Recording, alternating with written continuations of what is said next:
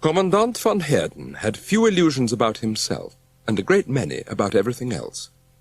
And it was thanks to his illusions that he found himself in charge of the police station in Piemburg. It was not a very onerous position. Piemburg's mediocrity was not conducive to more than petty crime, and it had been felt at police headquarters in Pretoria that while Commandant van Heerden's appointment might push the city's crime rate up, it would at least serve to lower the waves of violence and theft that had followed his posting to other, more enterprising towns. Commandant van Heerden imagined that he had got the post because it was in an English town, and certainly it was just the post he wanted. The Commandant believed that he was one of the few Afrikaners who really understood the English mind. There was something about their blundering stupidity that appealed to him. It called out to something deep within his being. He couldn't exactly say what it was, but deep called to deep, and if the Commandant could have chosen his place of birth, its time and nationality, he would have plumped for Piemburg in 1890 and the heart of an English gentleman. If he had one regret, it was that his own mediocrity had never had the chance to express itself with anything like the degree of success that had attended the mediocrity and muddle-headedness of the rulers of the British Empire. Born an English gentleman in Victorian Britain, he might well have risen to the rank of Field Marshal. His military ineptitude would surely have been rewarded by constant and rapid promotion. The same could not be said of the Commandant's second-in-command, Lieutenant Verkramp, nor of Constable Else. Lieutenant Verkramp hated the English. He combined his inquisitorial tendencies with his antipathy for the English by becoming head of the security branch in Piemburg, a post which allowed him to send reports on the political reliability of the citizens of Piemburg to his superiors in Bos, the Bureau of State Security of Pretoria. Even Commandant van Heerden was the subject of Lieutenant Verkramp's suspicions. The Commandant had taken good care to read the reports about himself that Verkramp had submitted. In one of these, he had detected the innuendo that he was insufficiently active in pursuit of communist cells. In the week following, the Commandant had sought to rebut the accusation by a series of lightning raids on likely communist groups. A play reading of Shaw's Arms and the Man at the Piemburg Amateur Dramatic Society had been interrupted by the entrance of the Commandant, and his men had confiscated all copies of the play and took the names of all present. Black Beauty had been removed from the shelves of the public library on the Commandant's order. Showing of the film The African Queen had been banned at the local cinema, as had an article on weather forecasting in the Piemburg News entitled Red Sky at Night. All in all, the Commandant felt satisfied that he had made significant moves to combat the spread of Marxism in Piemburg, and the public outcry that followed would, he felt, go a long way to convince Bos that he was not as soft on communists as Lieutenant Verkramp's report had suggested. With Constable Else, matters stood rather differently. For one thing, Else constituted no sort of threat to the Commandant, though a very considerable one to nearly everyone else in Piemburg.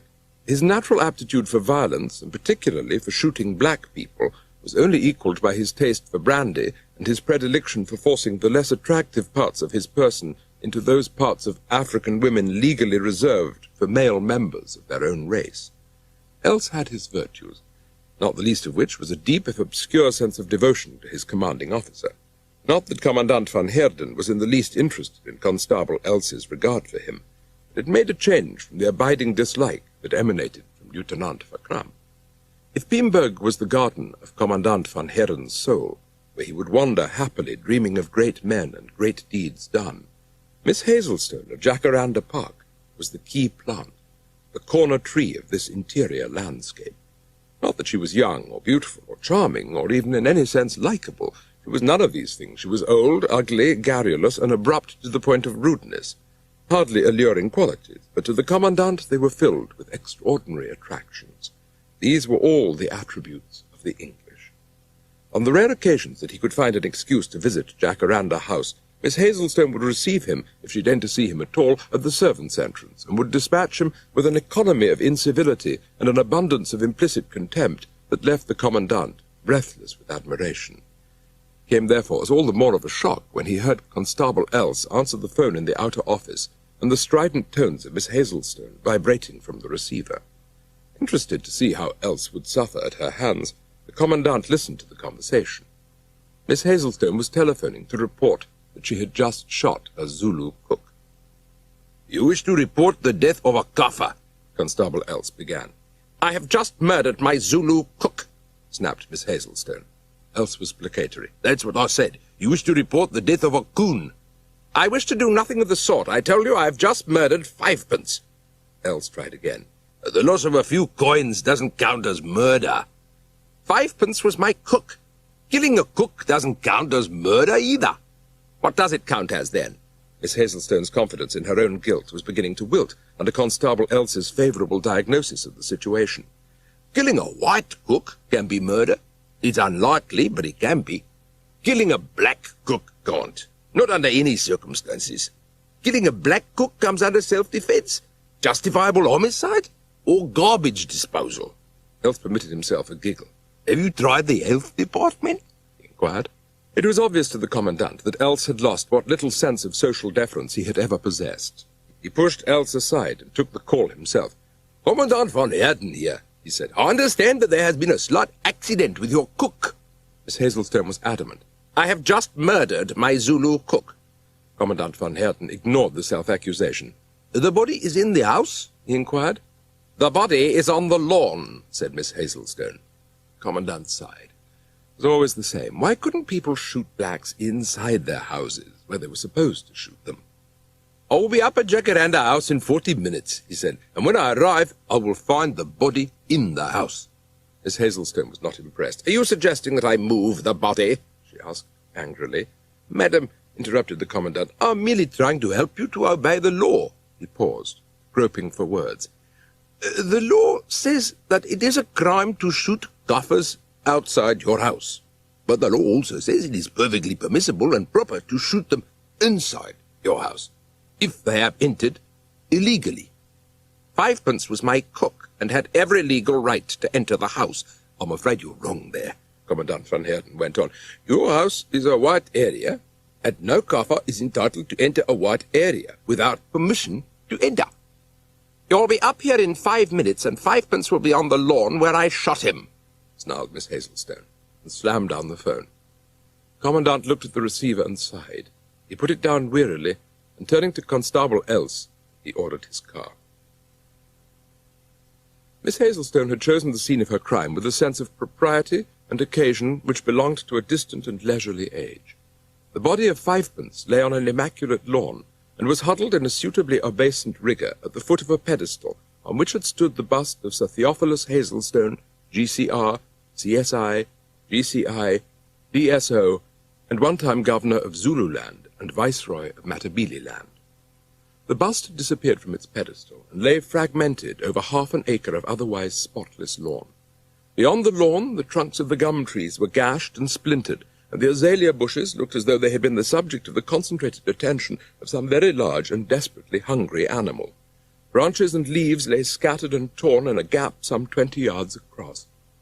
Mrs. Hazelstone sat, a thin, angular, almost frail, elderly lady dressed in dark chiffon with lace to her throat, in a frail, elderly wicker chair, complete with an unnecessary antimacassar, and cradled in her lap lay a weapon which startled Commandant von Heerden and even Constable Else, and which explained all too readily the scene of devastation that lay beyond the contorted figure of 5 pence and the bustless pedestal. "This is the murder weapon," said Miss Hazelstone. She patted the 4 barrels, and von Heerden noted that she was obviously determined to leave no part of the gun free of fingerprints. The Commandant eyed the rifle cautiously. "What is it?" he inquired at last.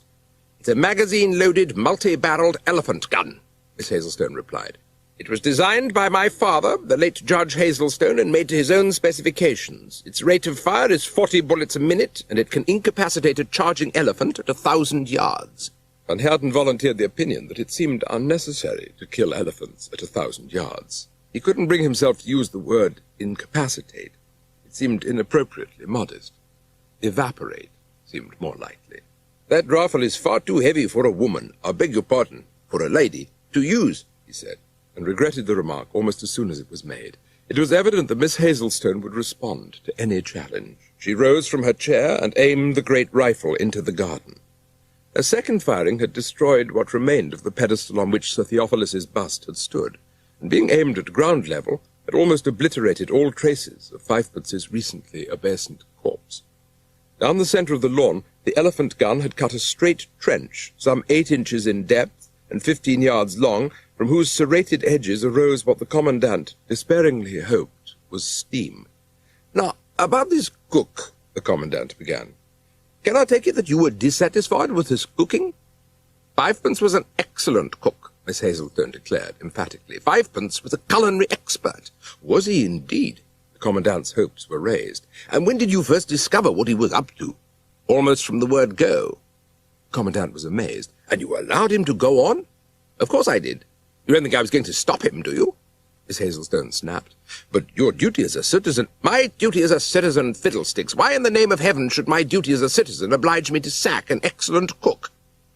The commandant groped in the recesses of his shell-shocked mind for a suitable answer. "Well, you seem to have shot him for it," he said at last. "I did nothing of the sort," Miss Hazelstone snorted. "Fivepence's death was a crime passionnel."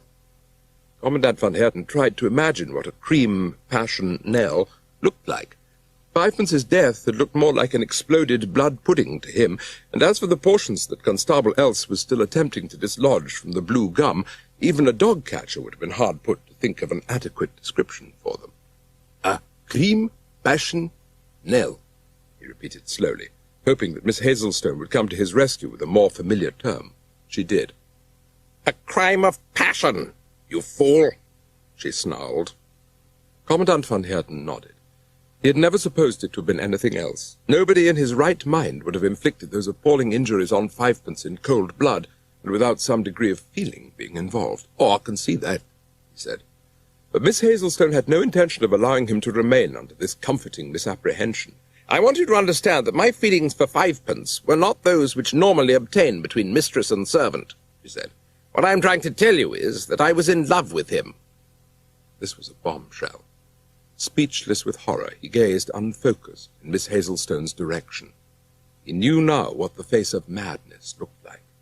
It looked like a frail, elderly gentlewoman of illustrious and impeccable British descent sitting in a wing-backed armchair, holding in her delicate hands a china teacup, on which, in gilt transfer, the crest of the Hazelstones, wild boar rampant, was underlined by the family motto, Baisez-moi, and openly confessing to an Afrikaans policeman that she was in love with her black cook.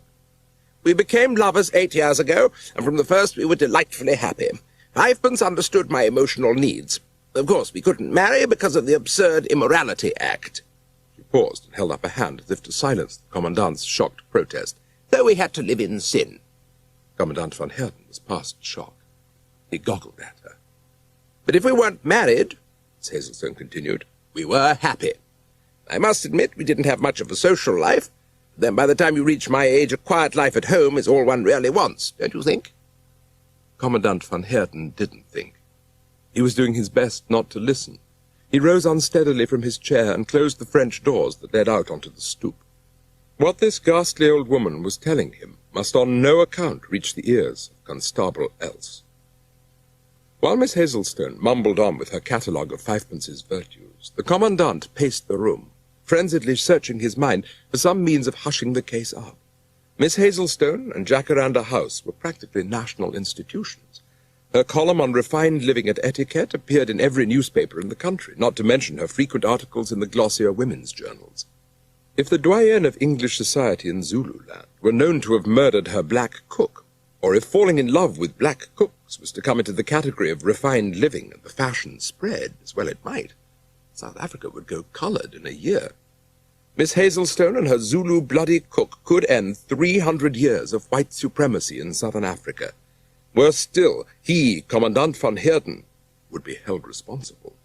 "Of course, we did have our little difficulties to begin with," she was saying. "There were little incompatibilities in our attitudes, not to mention our physical attributes. A man of your experience, Commandant, will naturally know what I mean." The Commandant, whose experience of sex was limited to an annual visit to a brothel in Lorenzo Marx on his summer holiday, but whose experience of Zulus was fairly extensive, thought that he knew what she meant, and hoped to hell that he didn't.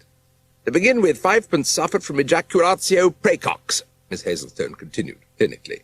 "He used to have emissions prematurely," she said. When the Commandant ventured to suggest uncomprehendingly that in his humble opinion Fivepence could not have gone to mission prematurely enough, considering his filthy habits in later life, Miss Hazelstone stooped to the level of the stable and explained in language the Commandant was forced, however unwillingly, to recognize as all too intelligible. "He used to come before he could get his prick into me," she said, and as she said it, the Commandant seemed to be aware, as in some ghastly nightmare, that the corners of Miss Hazelstone's mouth turned upwards in a slight smile of happy remembrance.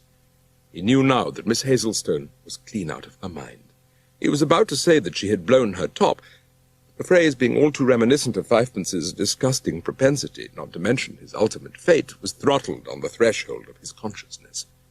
What Miss Hazelstone had revealed to him he had no doubt she would reveal to the world if he gave her half a chance, and at all costs those revelations had got to be stopped in their tracks. His own career, the reputation of Zululand's leading family, the whole future of South Africa clearly depended on Miss Hazelstone's silence. His first duty was to ensure that no word of the afternoon's events leaked out of Jacaranda Park. Commandant van Heerden had little faith in his own ability to prevent that leak. He had none whatsoever in Els. It was just at this point in his musings that the Commandant caught sight of Constable Els approaching the house. Commandant van Heerden acted swiftly. He stepped out onto the stoep and shut the door behind him. "Constable Els," he commanded, "these are your orders." The constable dropped the pillowcase in which he had been collecting the remains of Fivepence, came to attention eagerly. "You will dispose of that thing," the Commandant ordered. "Yes, sir," said Els, thankfully. He was getting tired of Fivepence. "Proceed to the main gate and remain there on guard until you are relieved. See that nobody enters or leaves the grounds. Anybody at all. That means Europeans as well." "Can I use firearms to stop them, sir?" asked Els. Commandant van Heerden hesitated. He didn't want a bloodbath up at the main gateway to Jacaranda Park. On the other hand, the situation was clearly such a desperate one, and one word to the press would bring hordes of newspapermen up, that he was prepared to take drastic measures. "Yes," he said at last. "You can shoot." And then, remembering the fuss there had been when a wounded reporter had been taken to Piemburg Hospital, he added, "And shoot to kill, else. Shoot to kill." Complaints from the morgue were easier to refute. Commandant van Heerden went back into the house, and Constable Els started off to guard the main gate. He hadn't gone very far when the thought crossed his mind that the elephant gun would certainly ensure that nothing larger than a cockroach got out of Jacaranda Park alive. He turned back and collected the gun from the stoop, and then, after adding several packets of revolver ammunition from the police car, set off up the drive with a light heart. With Els out of the way, the Commandant decided on his next step. Leaving Miss Hazelstone in her chair, he made his way to the telephone which lurked in the potted jungle in the hall. He made 2 calls. First was to Lieutenant Verkramp, the police station. "Verkramp! Is that you?" His voice came in a strangled whisper over the phone. "Of course it's me. Who the hell did you think it was?" Verkramp couldn't hear the answer, but it sounded as if the Commandant was trying to swallow something very unpleasant. "What's going on up there? Is something wrong with you?" Verkramp inquired, hopefully. "Stop asking stupid questions and listen," the Commandant whispered authoritatively. "I want you to assemble every single officer in Piemburg at the police barracks." Lieutenant Verkramp was appalled. "I can't do that," he said. "The rugby match is on. There'll be a riot if—" "There'll be a fucking riot if you don't," the Commandant snarled. "That's number 1. Second, all leave, including sick leave, is cancelled. Got that?" Lieutenant Verkramp wasn't sure what he had got. It sounded like a frantic Commandant. "Assemble them all at barracks," continued the Commandant. "I want every man jack of them fully armed up here as soon as possible. Bring the Saracens, too, and the guard dogs, and bring the searchlights, too. All the barbed wire we've got, and bring those rabies signs we used in the epidemic last year." "The rabies signs? You want the guard dogs and the rabies signs? And don't forget the bubonic plague signs. Bring them, too." Lieutenant Verkramp tried to visualize the desperate outbreak of disease that had broken out at Jacaranda Park, that necessitated warning the population about both rabies and bubonic plague. "Are you sure you're all right?" he asked. It sounded as if the Commandant was delirious. "Of course I'm all right! Why the hell shouldn't I be all right?" The Commandant's final order trumped the lot. "Come up here by a roundabout route. I don't want to attract any public attention." and before the lieutenant could inquire how he thought it possible to avoid public attention with a convoy of 6 armoured cars, 25 lorries, and 10 searchlights, not to mention 70 guard dogs and several dozen enormous billboards announcing the outbreak of bubonic plague and rabies, the commandant had put down the phone. Commandant van Heerden's second call was to the Commissioner of Police for Zululand. He decided to avoid going into the details of the case. He would stress the likely consequences of a murder case involving the daughter of an extremely eminent judge who had, in his time, been the country's leading exponent of capital punishment, and he would use Lieutenant Verkramp's report to Pretoria on Miss Hazelstone's subversive activities to justify his need for emergency powers. Plucking up courage, Commandant van Heerden picked up the telephone and made his call. Surprised to find the Commissioner raised no objections to his request. The Commissioner, in fact, nourished the ardent hope that one day Commandant van Heerden would perpetrate an error so unforgivable that he could be summarily reduced to the ranks, and it seemed to him now, from the Commandant's hysterical manner on the phone, that his day of vengeance was at hand. He immediately cancelled all appointments for the next month and took his annual holiday on the south coast, leaving orders that he was not to be disturbed. He spent the next week lying in the sun, the certain knowledge that he had given van Heerden enough rope with which to hang himself. Once the park had been isolated from the outside world, he would set about the business of convincing Miss Hazelstone that she had never murdered her cook, and that she had invented the whole business of the love affair. He felt sure that he could bring the old lady to see reason, and if that failed, the emergency powers entitled him to hold her indefinitely and without recourse to a lawyer. If need be, he would invoke the Terrorist Act, and keep her incommunicado for the rest of her life, which life could be shortened by suitable treatment and a regimen of necessary harshness. It was hardly the method he would like to have applied to a lady of her descent, but for the moment he could think of nothing better. He climbed the great staircase, and made his way along the gallery that ran the length of Jacaranda House, and opened one of the doors that led off the gallery, and looked inside. As he had expected, it was a bedroom. It was furnished with a sense of taste and delicacy appropriate to the home of South Africa's leading expert in soft furnishings. Chintz curtains and a matching bedspread gave to the whole room a gay and floral air. What lay on the bed had the opposite effect. There was nothing tasteful or delicate about it at all, and nobody could call it furnished.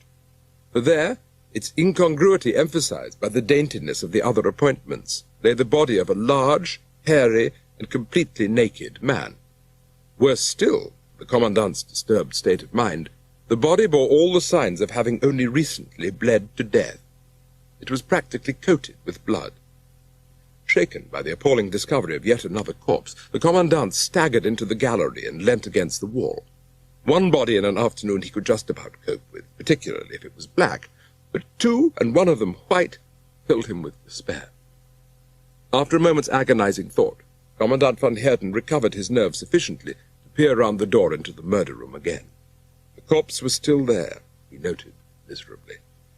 On the other hand, it had certain attributes which Commandant van Heerden found unique in his experience of corpses. One quality in particular struck his attention. The corpse had an erection.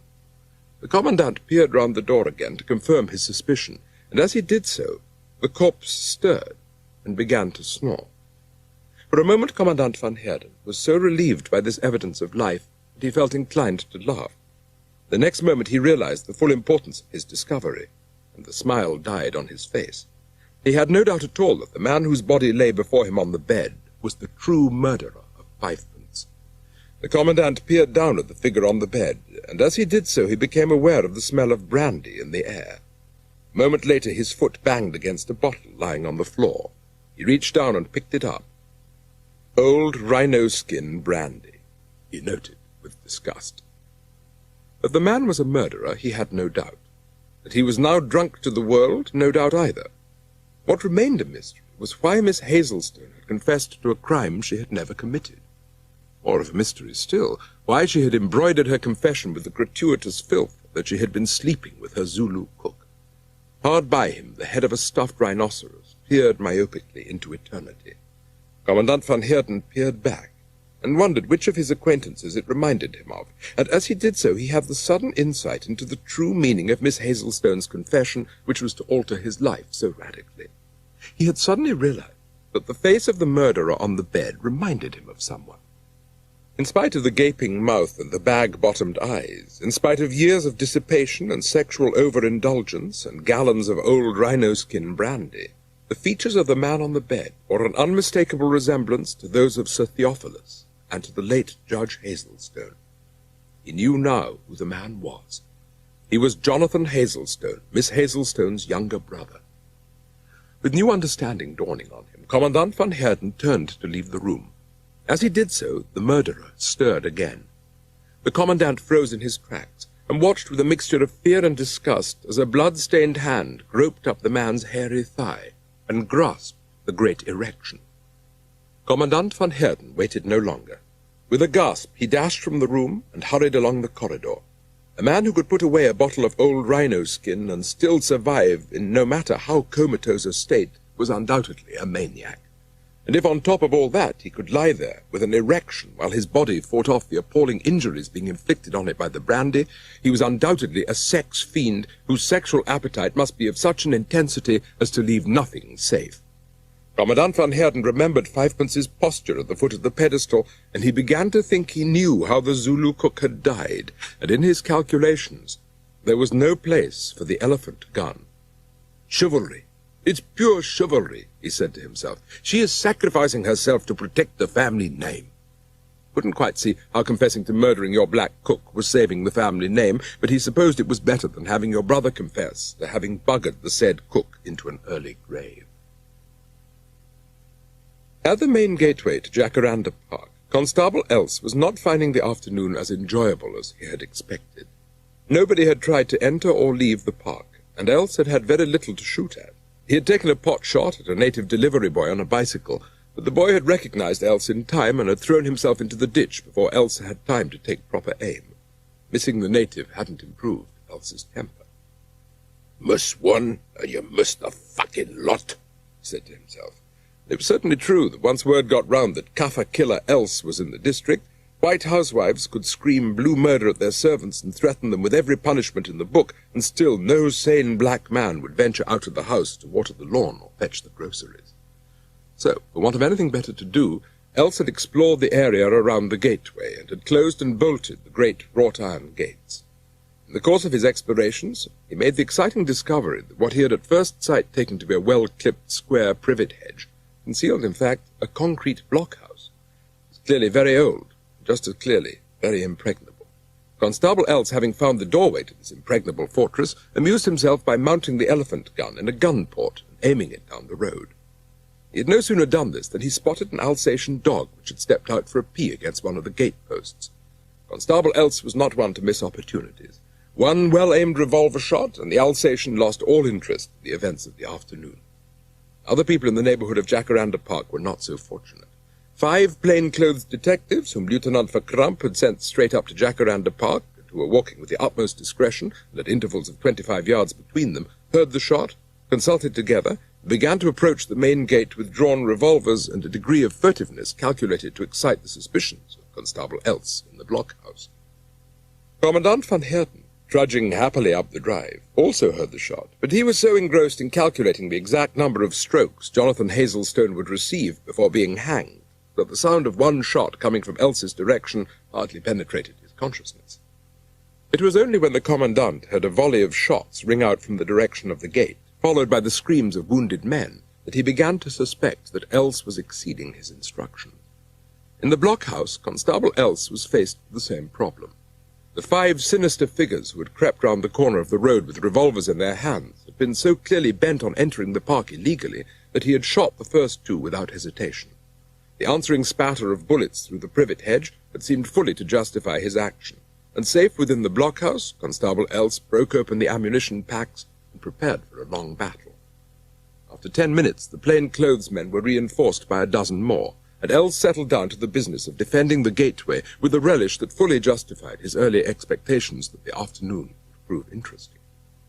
Casualties among the plain-clothes-men were mounting so rapidly that they fell back from their more advanced positions and huddled in the hedgerow, trying to think of some way of circumventing the deadly privet bush which was obstructing them so successfully in the course of their duty. To Constable Else, it was beginning to become fairly clear that this was no ordinary gun battle, but something quite new in his experience as an upholder of law and order. He checked his rear, and peering out of the gun port that overlooked the park, was just in time to see Commandant van Heerden leave his hollow and scuttle towards the house with an astonishing turn of speed for a man of his age, and sedentary habits. The sight of his only possible ally, scuttling away and leaving him in the lurch, convinced the desperate Else that the time had come to use the elephant gun if he were not to die alone and deserted at the hands of the desperadoes down the road. He could see movement in the bushes on the hillside opposite him, and he decided to try a volley there. He mounted the great multi-barreled rifle in the gun port, aimed at the bushes concealing the plain-clothes men, and gently pulled the trigger. The 4 barrels of the elephant gun erupted simultaneously, and had opened up a vista before him he would never have believed possible. The cover his enemies had used was quite gone. The hillside was bare, barren and scorched, and it was doubtful if it would ever regain its original look. Standing in the turret, the leading armoured car, Lieutenant Verkramp had heard the enormous explosion and had immediately jumped to the conclusion that the magazine at the police barracks had been blown up by saboteurs. It was only when he turned the next corner and saw a group of naked and hysterical plain-clothes men that he realized for the first time that Commandant von Herden's frantic instructions had not, after all, been unwarranted. Whatever was going on at Jacaranda Park deserved the extraordinary show of force the convoy presented. "What the hell has been going on?" he asked. "Something has been shooting at us," one of them managed to blurt out at last. "What do you mean, something?" Verkramp snarled. "It's a bush up by the gateway. Every time anyone goes anywhere near it, it shoots them." "A bush? Someone hiding behind a bush, you mean? Why don't you fire back at them? What the fuck do you think we've been doing? But it's not anyone behind a bush, I'll take my oath on that. We've pumped hundreds of rounds into that bush and it still goes on firing back. I tell you, it's bloody well bewitched, that bush." "I want volunteers," he told Sergeant de Kock.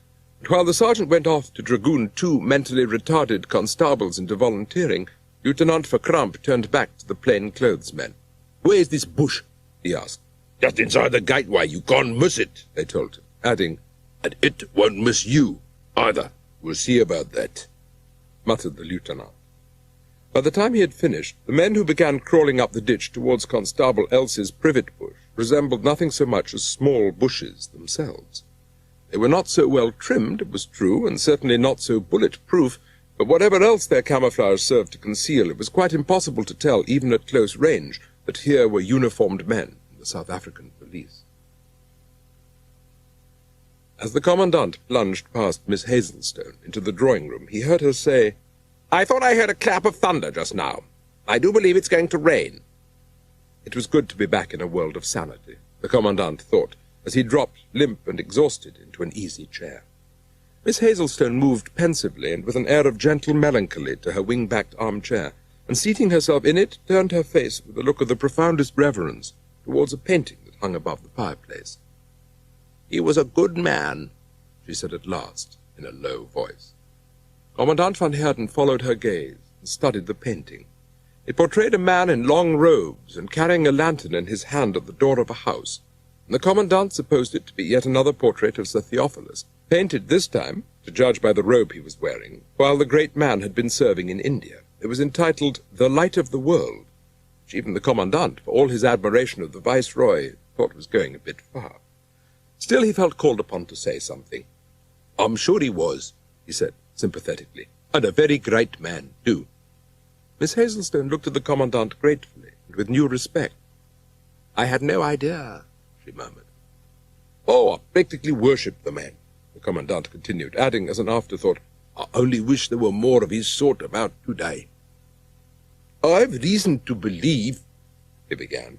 But Miss Hazelstone wouldn't let him continue. She rose from her chair and gazed up at him enraptured, a reaction von Herden had hardly expected and certainly couldn't admire. After all, the fellow was her own brother, and only an hour before she had been willing to confess to the murder herself, just to shield him. "Oh, so have I. So have I.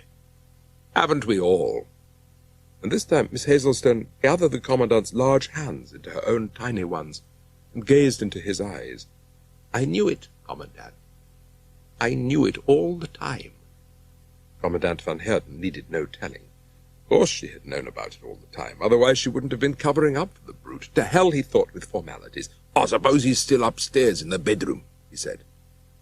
The expression on Miss Hazelstone's face suggested a certain wonder, which the Commandant assumed must be due to her sudden recognition of his talents as a detective. "Upstairs?" she gasped. "Yes, in the bedroom, with the pink floral bedspread." Miss Hazelstone's astonishment was obvious. "In the pink bedroom?" she stammered, backing away from him. "He's not a very pleasant sort, I'm afraid," the Commandant went on. "He's as drunk as a lord." Miss Hazelstone was verging on hysteria. "As the lord?" she managed to gasp at last. "Soused," continued the Commandant, "blind, drunk, and covered with blood. Guilt's written all over him." Miss Hazelstone could stand no more. She made for the door, but Commandant van Heerden was there before her. "Oh, no, you don't. You're not going upstairs to warn him," he said. "He's going to take what's coming to him. Come, come. My dear Miss Hazelstone, there are some things we must learn to accept," he said reassuringly. And as he said it, Miss Hazelstone knew only one thing for certain, that nothing on God's earth would persuade her to come anywhere within striking distance of this fat, perspiring policeman who thought that Jesus Christ was lying dead drunk and covered with blood upstairs in the pink floral bedroom. She sprang back from him, white and gibbering, and seizing an ornamental scimitar that hung on the wall, held it above her old grey head in her two hands. "Stand aside!" she ordered. The Commandant, anxious to avoid causing her the slightest pretext for bifurcating him with the scimitar, leapt to one side, colliding as he went with a large Chinese pot, which toppled from its stand and crashed to the floor. "The Ming! The Ming!" Miss Hazelstone yelled. And judging the Ming to be some indescribably powerful weapon, the Commandant raced across Jacaranda Park yet again, but this time in the direction of the sound of renewed gunfire at the gate, a sound he now welcomed as indications of normal, healthy violence. Constable Els sat back and considered his position. He had repelled one attack with his revolver. He had decimated a second with the elephant gun. It was time, he felt, to go over to the offensive. In the deepening dusk, Constable Els left the shelter of the blockhouse, and clutching his revolver, crawled silently towards three remarkably agile agglomerations of vegetable matter, whose polyphonic progress drowned any slight noises he might make. By the time Lieutenant Verkramp and his two volunteers had crawled 3/4 of a mile to the top of the hill, Verkramp had begun to wish that he had come up in the armoured car after all, and to doubt the value of the whole exercise. The spider that had bitten him on the nose, as he tried to disentangle himself from its web, had been of a size and malevolence he would never have believed possible if he hadn't seen it with his own one eye, the other being obscured by the spider's 3 feet, which it had fastened there to give it a good foothold while it injected 50 cc of toxic venom into his left nostril. He had almost turned back at this point, because the poison spread so fast and with such evident effect that even after the giant spider had been good enough to let go of his cornea, he still couldn't see out of it. That side of his face was pulsating alarmingly, and his sinus appeared to be filled with some caustic liquid. Realizing that the expedition must proceed with some urgency before his breathing apparatus seized up for good, Lieutenant Verkramp and his 2 men crashed on through the infected undergrowth towards their quarry. Nothing in the world prepared Lieutenant Verkramp for the horror that was to strike him so suddenly. Not that anything struck him physically. It was worse than that. There was an almost spiritual quality about the scream that exploded in his damaged ear, and about the appallingly crooked and malignant shape that suddenly loomed above him. He couldn't see what it was.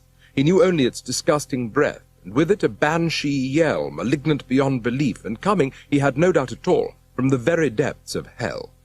Any doubts Lieutenant Verkramp had entertained about the story of the bewitched bush disappeared in a trice, and in another trice Verkramp, hurling himself sideways, dropped into the very pit of hell he suspected the scream came from. Lying impaled on the iron spikes at the bottom of a ha-ha, his screams echoing across the park, Lieutenant Verkramp, half dead with fear and pain, stared upwards and knew himself eternally damned. In his delirium he saw a face peer down into his grave, a face diabolically satisfied. The face was the face of Els. Lieutenant Verkramp passed out. His 2 companions had by that time fled. The policemen lounging by the lorries and armoured cars grew rigid at its import. Even the guard dogs cringed at the sound. And in the middle of Jacaranda Park, Commandant van Heerden, in terror of his life from the Ming, halted involuntarily at the sound. No one who heard that scream was ever likely to forget it. Constable Els's imitation of the awakened dead had borne fruit among his vegetable enemies to an extent he wouldn't have believed possible. But as he stood listening to the ebbing screams from the ditch, a momentary shadow of doubt crossed his mind. There was something about those screams, something about their tone that was vaguely familiar. He went over to the ha-ha and peered down, and was just able to make out through the foliage that covered it a face, and again there was something familiar about the face. If it hadn't been for the bulbous nose and the puffed-up cheeks, he might have thought it was Lieutenant Verkramp down there. He grinned to himself at the thought of the lieutenant lying on those spikes. Serve the bastard right if he had been down there, for keeping him hanging around all night when he should have been relieved hours ago, he thought, as he entered the blockhouse. He took another swig of brandy and was just putting the bottle back into his hip pocket when he heard a sound that sent him hurrying to the gun port. Something was coming up the road. Some vehicle, and a touch of familiarity caught his ear. It sounded for all the world like a Saracen armoured car. A moment later a fresh light was thrown on the scene. A searchlight probed through the night and turned the privet hedge into one brilliant spot in an otherwise dark world. "All right, you bastards, enough's as good as a fucking feast!" Els yelled into the night. And before he could say more, the privet hedge began to disintegrate around his shelter. As the bullets tore into the blockhouse walls and the gun port was aflame with tracer bullets, Els knew that he was about to die. This wasn't the relief he expected. In one last desperate move to avert tragedy, Constable Els aimed the elephant gun at the armoured car. Again and again he fired, and with a mixture of awe and satisfaction saw, silhouetted against the searchlight, the great armoured vehicle grind to a halt and begin to disintegrate. Only one man was capable of trying to leave the thing, and as he emerged convulsively from the turret top, Els saw with appalling clarity the familiar uniform and cap of the South African police. The body slumped back inside the turret, and Els, understanding dimly for the first time the enormity of his offences, knew himself but a stone's throw from the gallows. He fired his last shot. The searchlight exploded into darkness, and Els, with desperate energy, gathered up all evidence of his recent occupation and stumbled out of the blockhouse, and dragging his awful accomplice, sneaked off across the park. In Jacaranda House, Jonathan Hazelstone was singing in his bath. He was wearing a rubber bathing cap to protect his delicate ears from the water, and partly because of the cap and partly because he was rather deaf, he was singing rather more loudly than he imagined. As a result, he heard nothing of the noises of battle that accompanied his rendering of Onward Christian Soldiers. Round him the pink water eddied and swirled, assuming strange, intricate patterns as the percussion of the elephant gun reached it. He tried to put the dreadful business out of his mind, but it came back insistently. Still, in spite of his remorse, he had to smile to himself a little. After all, he thought, there couldn't be many men still alive who could say that they had done what he had and got away with it. Not that he was given to boastfulness, and he certainly was not going to go about broadcasting his deed. On the other hand, he had been provoked quite horribly, and in the event he felt that his action had to some extent been excusable. Old rhino skin, he thought, and shuddered, and was about to remind himself he must tell the cook never to use the beastly stuff for cooking again, when he remembered that there was, in fact, no cook to tell. He was faced, he knew, with a terrible problem. True, his sister had promised to make a full confession to the police, and that was all right as far as it went, but it wasn't going to help him to escape scot-free. It was a ghastly business altogether. Not that he had a great fund of sympathy for that damned cook. If it hadn't been for him, none of this would have happened. Besides, there were some things that Jonathan Hazelstone could never forgive. Perversion was one of them. Commandant van Heerden would have shared all these sentiments had he known about them, but by this time his faculties were all focused on one simple realization, that his career as a police officer, and probably as a free man, had almost certainly been ended by his handling of the Hazelstone case. The explosion that heralded the end of the armoured car had made that clear as daylight to him. The day he entered Piemburg prison might not be his last, but it would undoubtedly be his worst. Too many men had signed confessions after being tortured by Constable Els in the cells of Piemburg police station for him to relish the prospect of their company in prison. After a brief spell of sobbing, Commandant van Heerden tried to think of some way out of the mess Els had got him into. Only one thing could save him now, and that was the successful capture of the murderer of Miss Hazelstone's Zulu cook. Not that he placed much hope in that achievement, and it wouldn't help to explain the bloodbath Els had initiated. No, Els would have to stand trial for wholesale murder, and there was just a chance that he could be persuaded to plead insanity. Come to think of it, there was no need for the bastard to have to plead. He was obviously insane. The facts spoke for themselves. Urged forward by this faint hope, and certainly not by the exploding ammunition in the once mobile incinerator, Commandant van Heerden reached the park gates. "Constable Else!" he yelled. "Constable Else! Where in fuck's name are you?" After a moment's silence, punctuated only by the bang and whiz of bullets ricocheting around the interior of the Saracen, the commandant shouted again, "This is your commanding officer! I order you to cease fire!" Down the road, the sound of Commandant von Herten's strange order puzzled the men in the convoy and brought a warm glow of admiration to their hearts. The commandant was up there by the gates and had evidently captured the maniac who had been slaughtering them. Constable Else was making off in quite a different direction and racking his brains for a way of getting out of the mess he was in. First of all, he had to conceal the elephant gun, and then he would have to concoct an alibi. He stole into an enclosure and across to a small and elegant pavilion. He groped around in the dark for a moment and then struck a match. By its light he saw that the pavilion was a changing room with pegs along its wall for hanging clothes. He lit another match and examined the clothes. He thought at first that he might be able to use them as a disguise, but the trousers were much too large for him, while the jacket which he tried on would have done as a winter coat.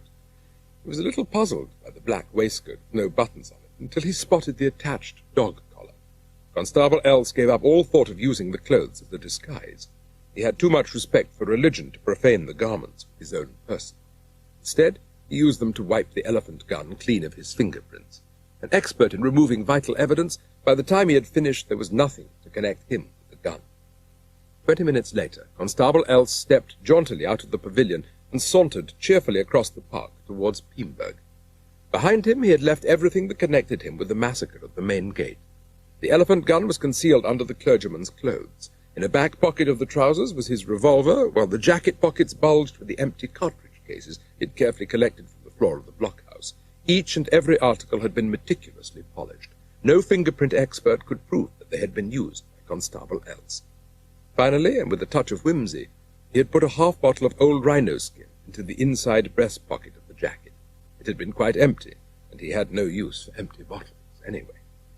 It was while he was shoving the bottle into the pocket that he made another useful discovery. The pocket contained a wallet and comb.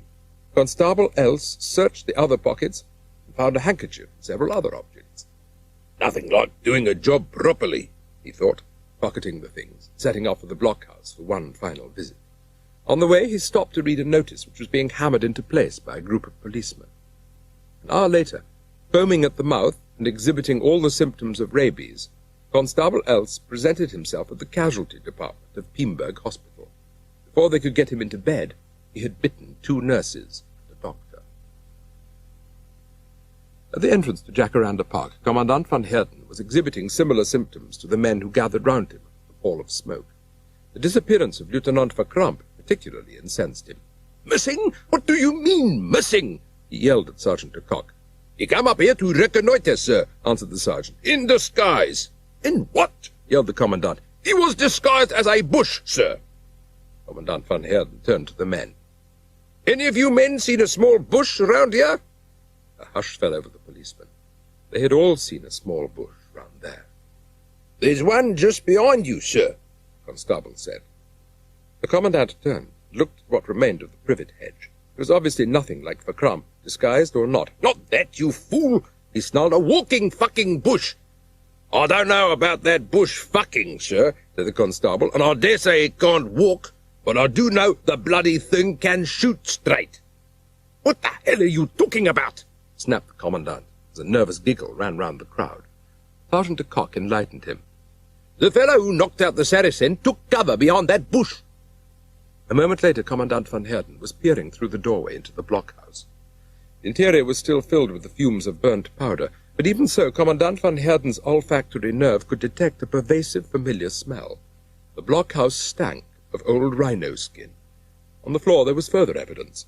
A wallet, a comb, and a handkerchief lay in the middle of the bunker.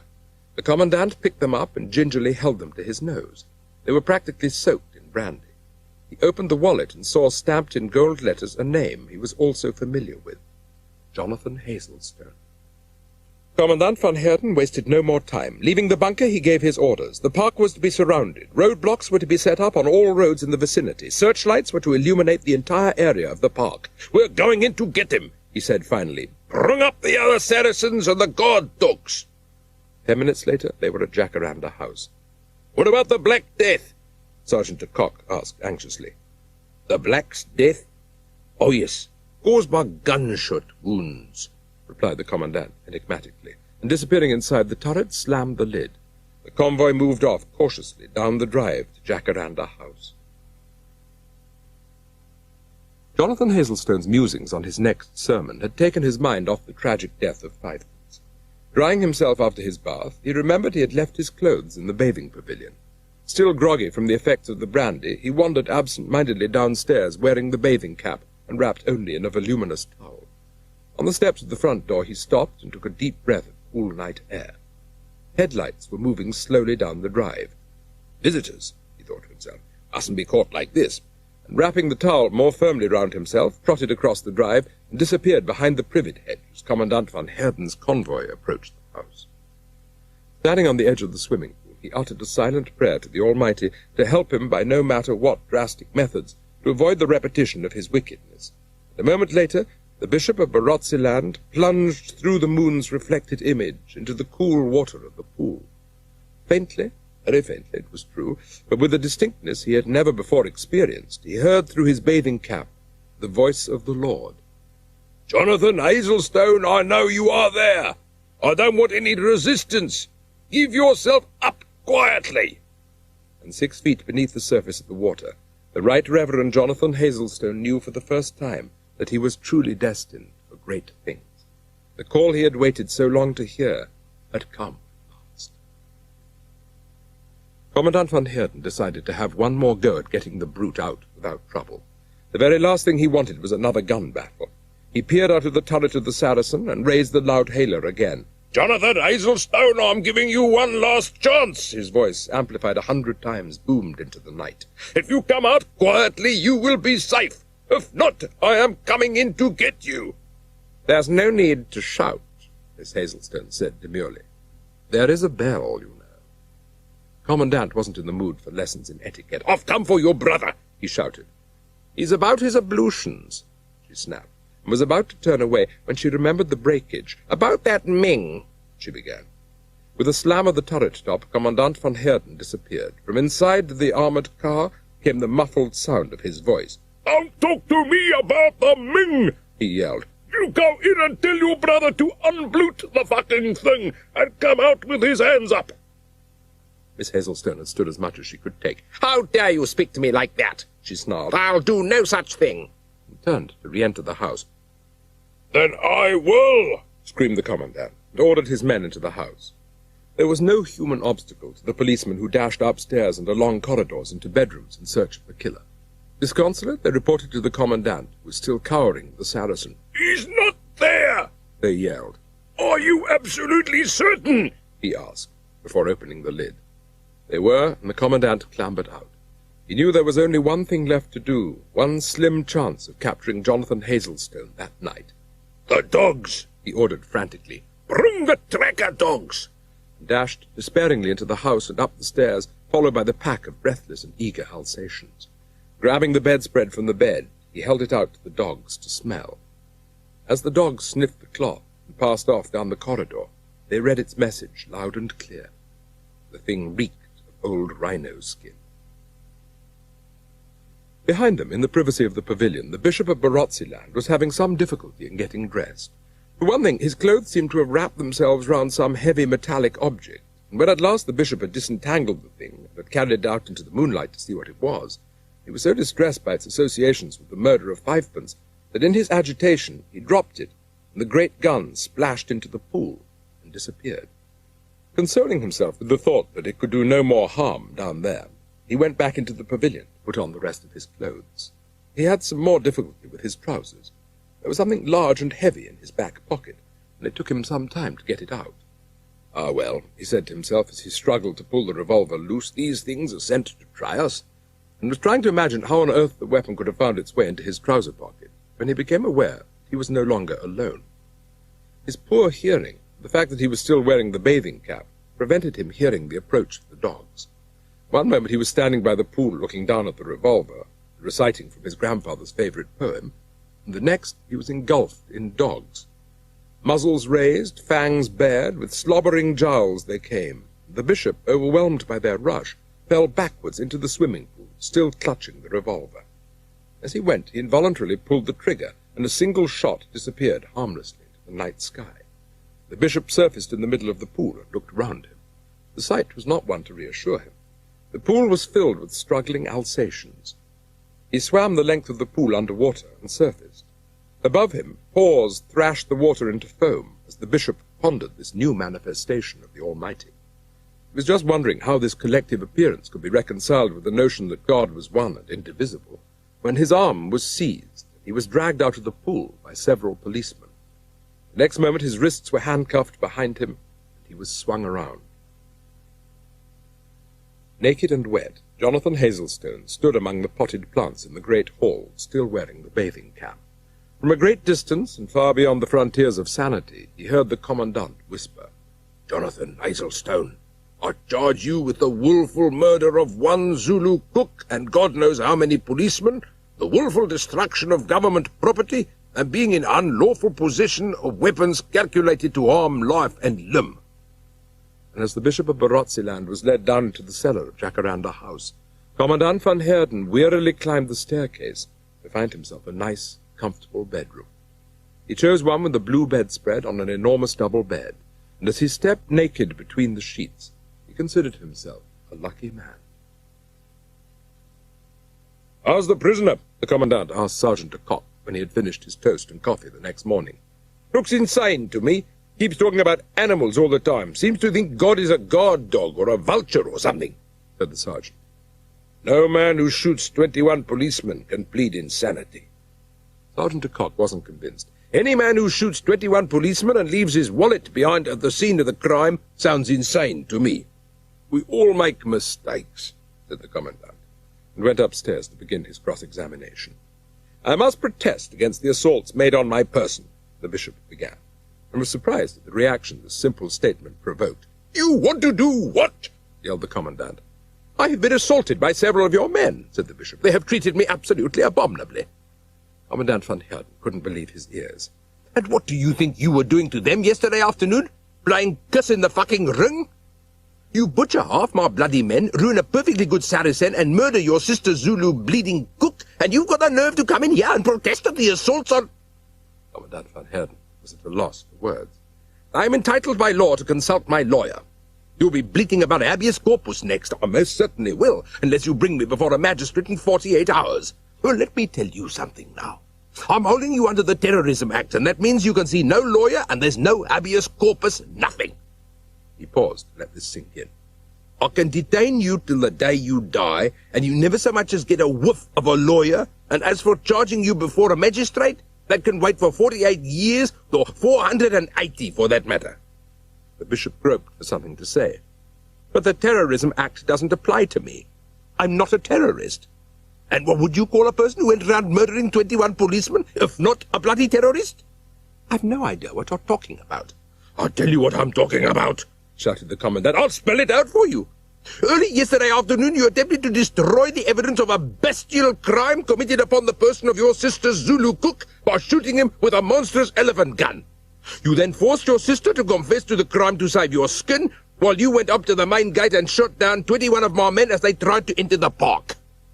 The bishop looked wildly round the room and tried to pull himself together. "You've got it all wrong," he said at last. "I didn't kill Fivepence." Commandant van Heerden interrupted him quickly. "Thank you," he said, and started to write. "Confesses to killing 21 police officers." "I didn't say that," screamed the bishop. "I said I didn't kill Fivepence." "Denies killing Zulu cook," continued the Commandant, painstakingly writing it down. "I deny killing 21 policemen too," shouted the bishop. "Retracts previous confession," said the Commandant. "There was no previous confession. I never said anything about killing the policeman." Commandant van Heerden looked at the two constables. "You men heard him confess to killing 21 police officers, didn't you?" he said. Two constables weren't sure what they heard, but they knew better than to disagree with the Commandant. They nodded. "There you are," the Commandant continued. "They heard you." "But I didn't say it," the bishop yelled. "What would I want to kill 21 policemen for?" The Commandant considered the question. "To hide the crime you'd committed on the Zulu cook," he said at last. "How would killing 21 policemen help to hide Fivepence's murder?" wailed the bishop. "You should have thought of that before you did it." said the commandant smugly. But I didn't do it, I tell you. I never went anywhere near the main gate yesterday afternoon. I was too drunk to go anywhere. Commandant started to write again. Claims he acted under the influence of alcohol. Right then, if you'll just sign here, said the commandant, holding out the statement to him. The bishop bent forward and read the statement. It was a confession that he had murdered 5pence and 21 police officers. Of course I won't sign it, he said, straightening up at last. None of the crimes you mentioned there have anything to do with me. No? Well then, just you tell me who committed them.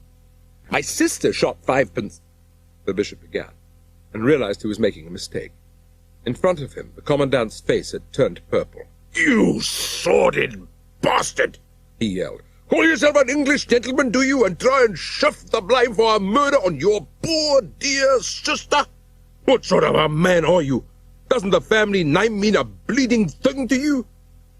At a signal from the commandant, the 2 constables grabbed the bishop and hurled him to the floor.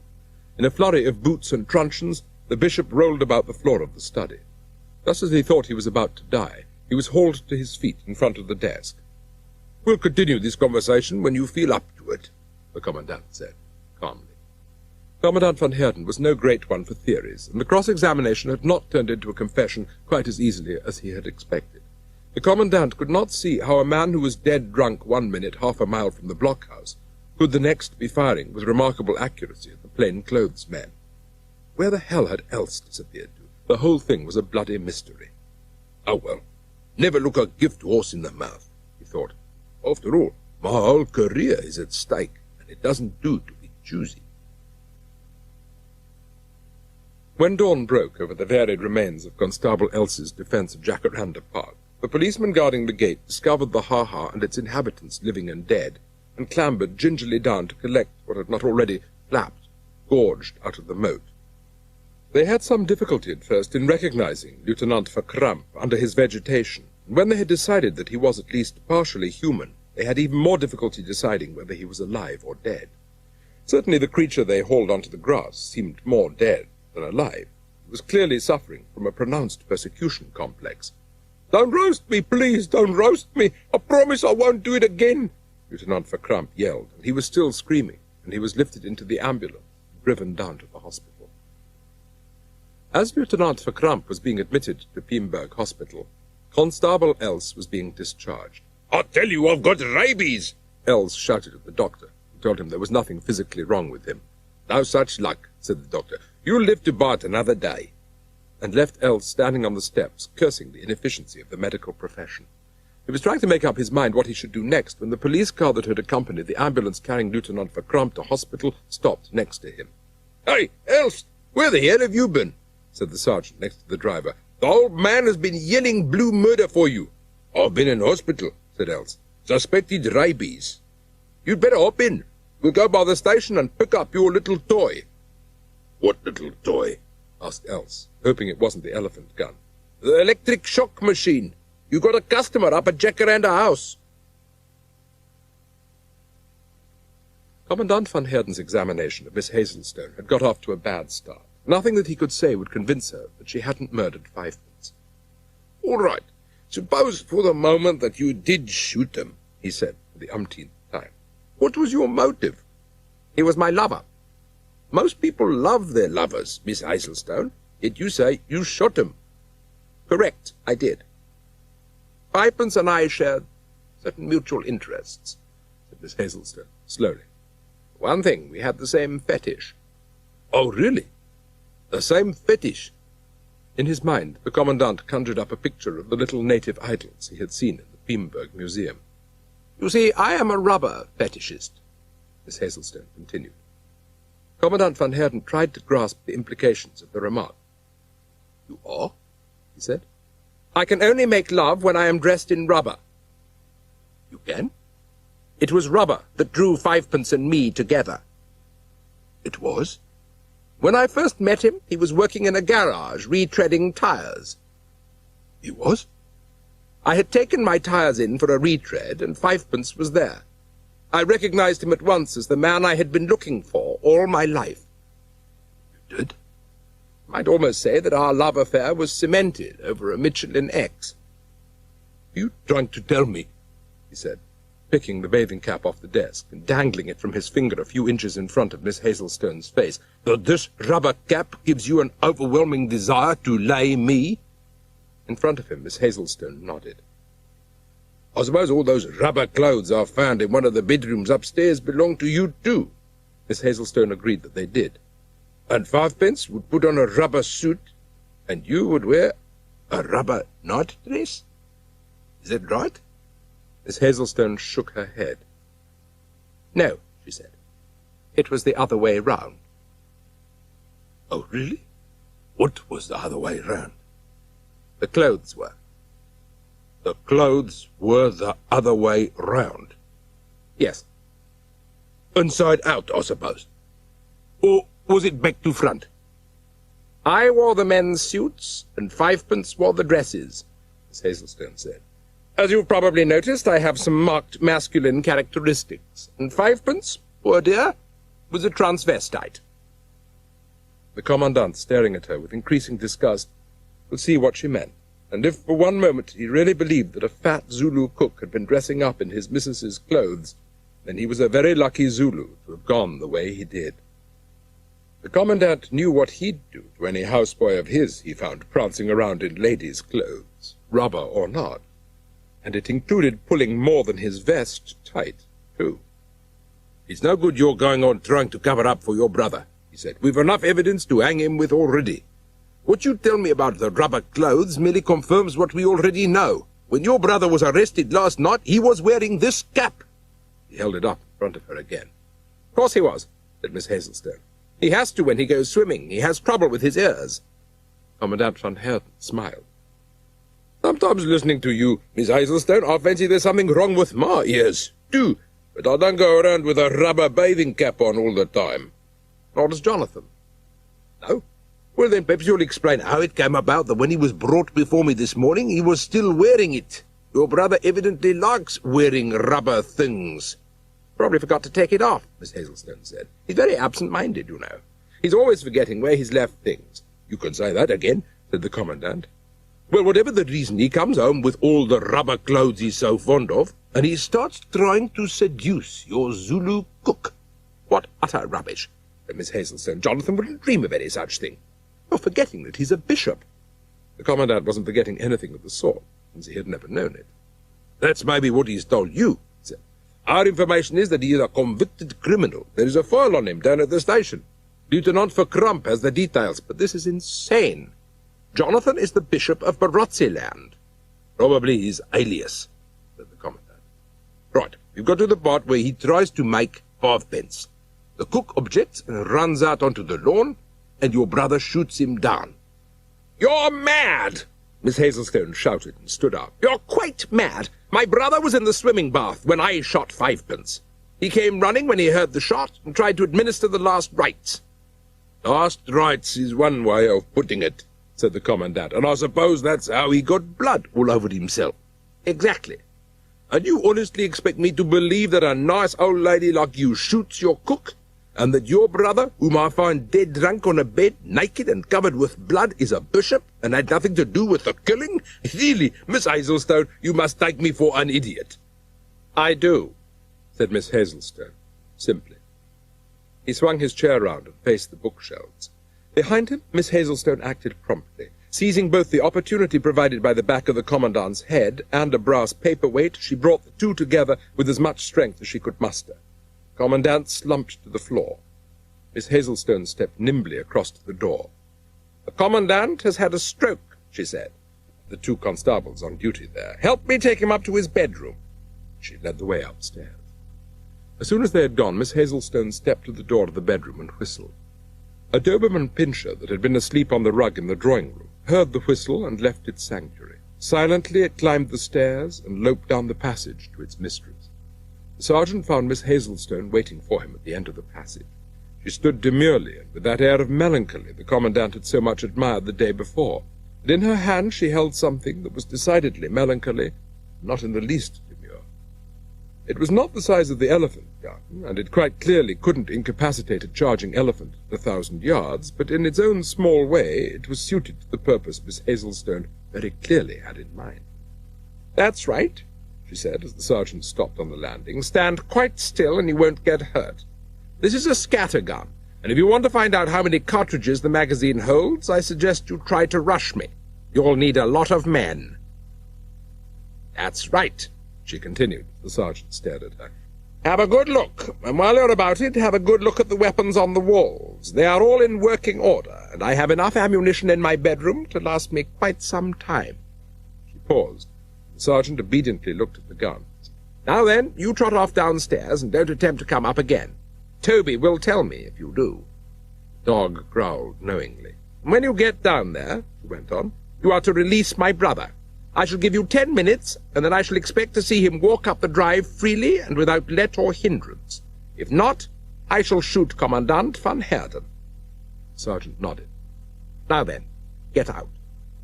Miss Hazelstone went back into the bedroom. Then, having fastened the Commandant by the wrists to the head of the bed with handcuffs, she walked quietly along the corridor. 5 minutes later, she had collected a small arsenal and had erected 2 formidable barricades. When she had finished, she surveyed her handiwork and smiled. "I don't think we're likely to be disturbed just yet, Toby," she said to the Doberman, which had climbed onto the chaise longue, and patting the dog on the head, she went into the bedroom and began to undress Commandant van Heerden. Downstairs, Constable Els was having a heated argument with Sergeant de Kock. "I'm still not going to walk down the drive dressed up in his clothes. She'd spot me a mile off." "So what? She's only an old woman. She couldn't shoot straight if she tried," said the sergeant. "Are you mad?" Els shouted. "I've seen what that old bird can do with a gun. Why, she blew that Zulu cook of hers to pieces without batting an eyelid. I should know. I had to pick the bugger up." "Listen to me, Els," said the sergeant. "As soon as she goes to the window, we'll rush her down the passage. She won't have time to take a shot at you." "In that case, why not make him walk down the drive?" asked Els. "I'll keep him covered, and as soon as you've got his sister, we'll take him in again." Sergeant de Kock wasn't to be persuaded. "That sod's killed 21 men already.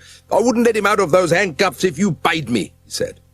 "What's going to be happening to the Commandant while all this is going on?" Els said. "She'll kill him for sure." "Good riddance," said the sergeant. "He got himself into her clutches, let him get himself out." Constable Els realized his mistake. Without Commandant van Heerden's incompetence, he was likely to have to answer a charge of killing 21 fellow officers. Els decided he had better see to it that the old man didn't get killed after all. He didn't want an efficient officer taking his place. He started to put on the bishop's clothes. Upstairs, Miss Hazelstone had been having almost as much difficulty getting Commandant van Heerden out of his clothes as the sergeant was in getting Els to put on the bishop's. When he was finally naked, she went to the wardrobe and picked out a pink rubber nightdress with a matching hood and squeezed him into them. She was just putting the finishing touches to her own ensemble when she heard a movement on the bed. Commandant van Heerden was coming round. Unable to move or to speak, he lifted his head and peered at the apparition that sat down on the bed beside him. It appeared to be an elderly man with unspeakable feminine characteristics, and it was dressed in a double-breasted suit of salmon-pink rubber with a yellow pinstripe. For a moment the Commandant gaped at the creature and was horrified to see it leer at him. A hand settled gently on his knee and was beginning to tickle his thigh. In his revulsion from its touch, the Commandant jerked his legs into the air and for the first time caught a glimpse of what he was wearing and realized what he was not. He was wearing a pink rubber nightdress with frills along the bottom. The Commandant shuddered, and aware that he had left himself open by his seizure to whatever depredations the ghastly old man had in mind, he straightened his legs abruptly and vowed that no temptation would make him open them again. Warned by the Doberman's growl, Miss Hazelstone peered down the corridor and listened to the boots creaking on the stairs. A voice from the stairs shouted, "He's on his way! The bishop is going down the drive now!" "I'll just go and have a look," Miss Hazelstone shouted back, and stayed where she was. It was doubtful who was most astonished by what followed. Certainly Sergeant de Kock was amazed to find himself in the land of the living after Miss Hazelstone had fired her first volley as the assault force tried to breast her first barricade. He wasn't to know that she had fired high, less to avoid casualties than to preserve her defences. The sergeant and his men fell back thankfully and gathered among the potted plants in the hall. Miss Hazelstone then went back to the bedroom window to watch whatever it was that was trying to run up the drive. But it was nothing like her brother was obvious at first glance. The enormous hat wedged down over his ears, preventing him from seeing where he was heading, and with the trouser bottoms splaying out behind him with each step he took, Els hopped across the pug. Miss Hazelstone fired. He fell on his face involuntarily. He need not have bothered. Miss Hazelstone was laughing too much to aim straight. Miss Hazelstone returned to her seat on the bed and lifted the skirt of the commandant's nightdress. "You're a shy man," said Miss Hazelstone, and thought for a moment. "Perhaps you would find a little whipping helpful.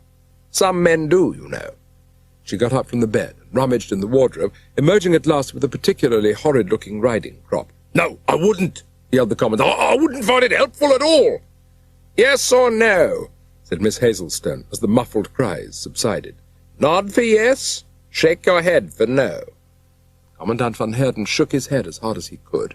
"Not your cup of tea, eh?" said Miss Hazelstone. "Well, then, how about some nasty pictures?"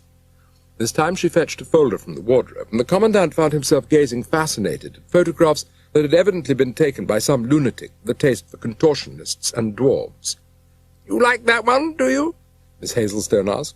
"It's a position Fivepence was particularly fond of. I'll see if I can get you in the right position." "No, I don't," the commandant screamed. "I loathe it. It's revolting."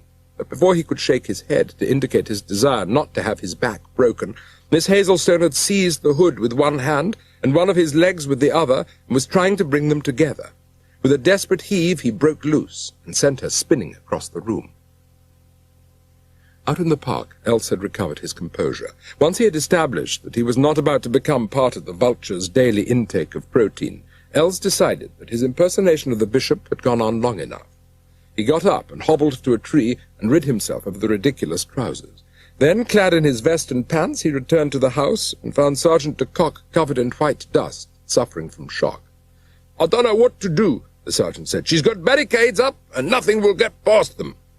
"I know something that will," said Els. "Get me the machine guns out of the Saracen turrets, and I'll fix her for sure." The Doberman, with no warning growl, and with a stealth and silence surpassing even that of the constable, crept down the corridor and threaded its way through the barricades of furniture. Miss Hazelstone had not been in the least put out by the commandant's rejection of her attempts to get him into an interesting position. The very violence and strength of his effort had increased her admiration for him. "What a strong boy you are," she said, picking herself up off the floor. "Quite the little judo expert." And for the next few minutes the commandant had to resist the manual encouragement to virility Miss Hazelstone seemed determined to administer. By dint of concentrating on Constable Els as a sexual object, the commandant managed to maintain his lack of interest, and finally Miss Hazelstone had to admit herself defeated. "One can see you're no great shakes as a ladies' man," she said to the commandant, and before he could expostulate so much as a meaningless grunt that if she must dress as a man she couldn't expect anything else, she had picked up a hypodermic. "Perhaps an injection of Novocaine will put lead in your pencil," she said. "You'll probably feel like a new man afterwards." "I feel like a new man now," the commandant shouted through the hood, squirming furiously. Miss Hazelstone was too intent about her business to take any notice of his protests. As the needle approached, the commandant shut his eyes and waited, already numb with terror for the jab, and at that moment all hell broke loose on the landing. Miss Hazelstone dropped the syringe, and seizing her gun, made for the door. The sounds emanating from the passage indicated that some terrible and bestial encounter had just begun. The commandant, stung into action by the hypodermic which Miss Hazelstone had dropped in her haste, which had landed like a dart in his groin and was leaking Novocaine into some artery or other, made one last desperate attempt to escape. With a Herculean effort, he managed to reach the floor, and dragging the bed behind him, leapt out of the window. Constable Els had just finished putting the final touches to what he hoped was going to be Miss Hazelstone's execution, when he was vaguely aware that something unforeseen was in the air. Like some dark premonition, he glimpsed a black blur as the Doberman leapt through the mist of powdered plaster that filled the corridor. The dog's mouth was already open, and its eye was fastened prematurely on Els's jugular vein. Els dug his chin firmly into his chest and butted the beast's muzzle with the top of his head. The dog's teeth, missing the vein, fastened on Els's shoulder, and a moment later the two animals were locked in their interrupted struggle for supremacy. As they rolled across the landing, knocking chairs and tables over left, right, and centre, as Miss Hazelstone opened up with the scattergun, the barricades began to disintegrate above them, the Browning machine guns, thrown off target and now pointing up at the ceiling, began to pour tracer bullets at the rate of 5,000 rounds a minute out through the roof of Jacaranda House. As the roar of gunfire erupted in the house, Sergeant de Kock threw himself to the ground and was lying there when there was a clatter of breaking glass, followed by an awful thud just above his head. He got to his feet and stared up at the thing that hung, dangling from the window above him. The sergeant was by no means a squeamish man, and not in the least averse to shooting women. Plenty of Zulu widowers could attest to that. And had he been able to imagine for one moment that the corpulent creature in the pink nightdress, who squirmed and struggled against the wall of the house some 20 feet up, was Miss Hazelstone, he would have shot her without a moment's thought. But it was all too apparent that what was dangling there was not the old lady. She wasn't fat like that, she wasn't hairy like that, and above all, he felt sure she didn't have reproductive organs like that.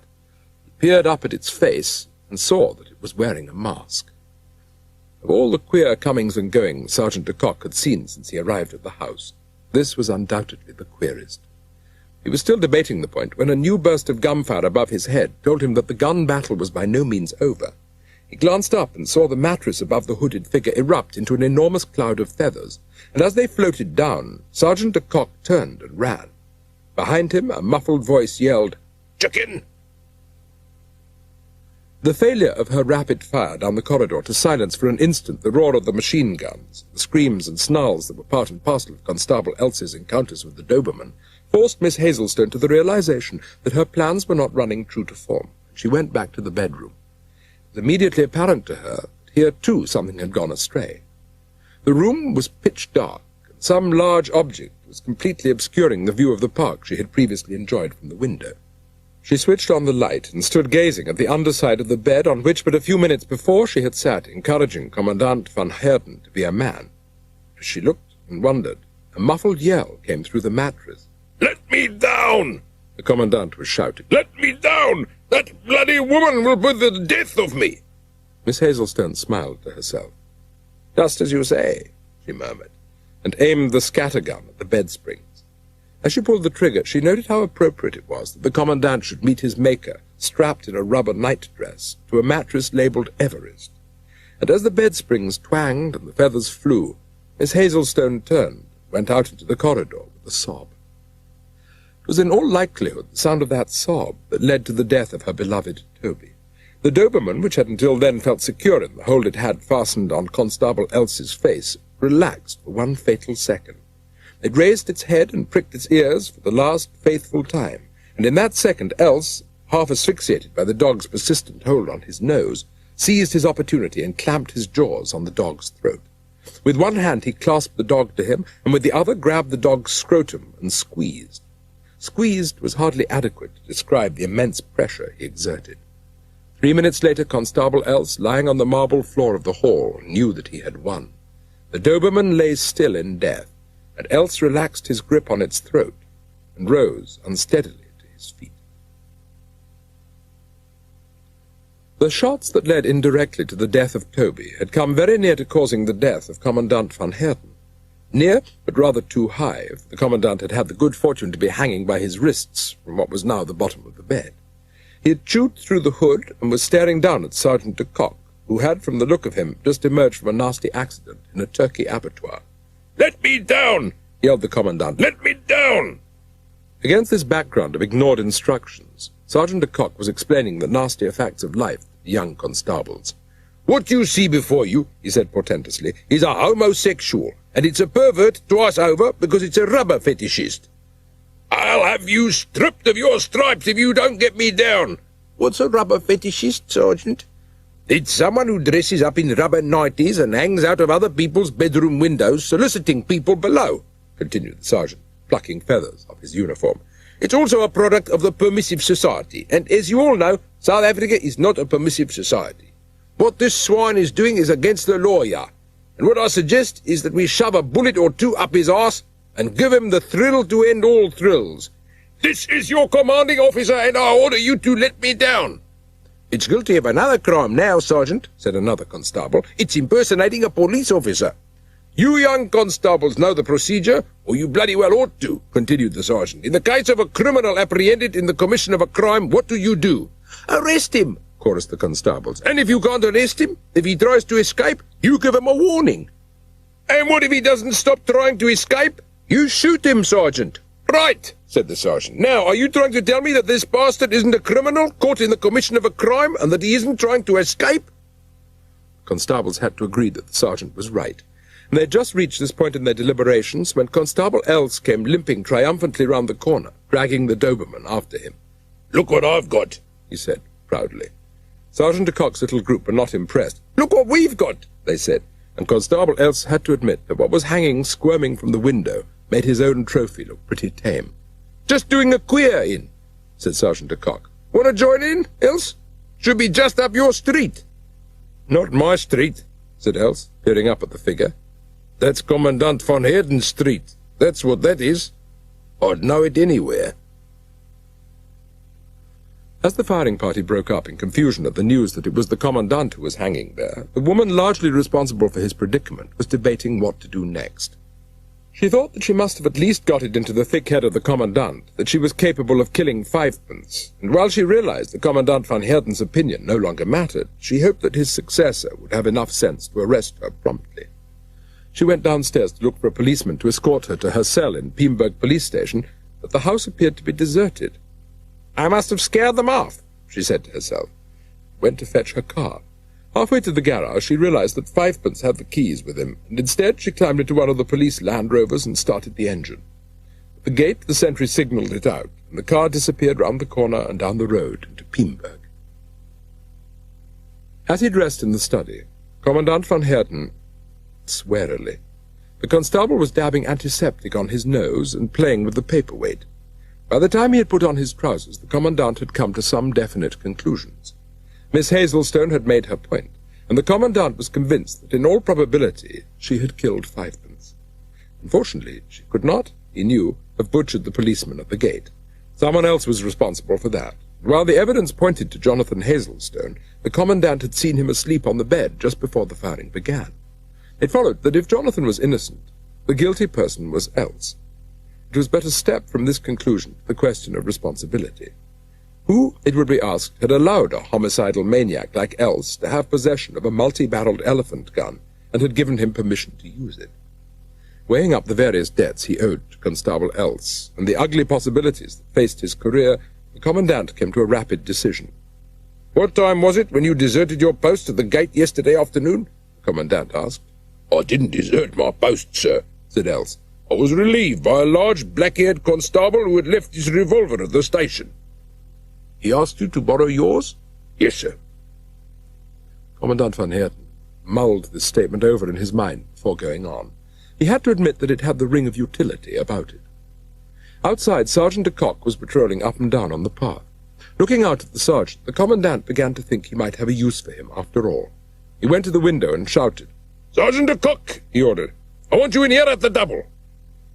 A moment later the sergeant was standing in front of the judge's desk and regretting that he had ever mistaken the Commandant for a transvestite.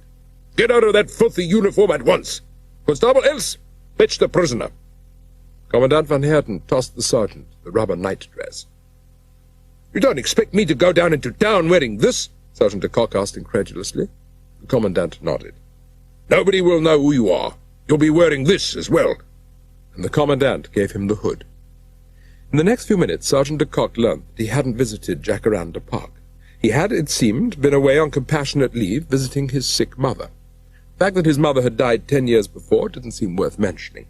With the knowledge that he would be known for the rest of his life as Rubber Cock, unless he did what he was told, the sergeant didn't feel he was in any position to argue with the Commandant. The whole thing was a mistake, and the police would soon discover their error, the Bishop of Baratsiland told himself, as Constable Else frog-marched him up to the study. He was delighted to find the Commandant in a much friendlier state of mind than he had been earlier in the day. You can take the handcuffs off him, Else, said the Commandant.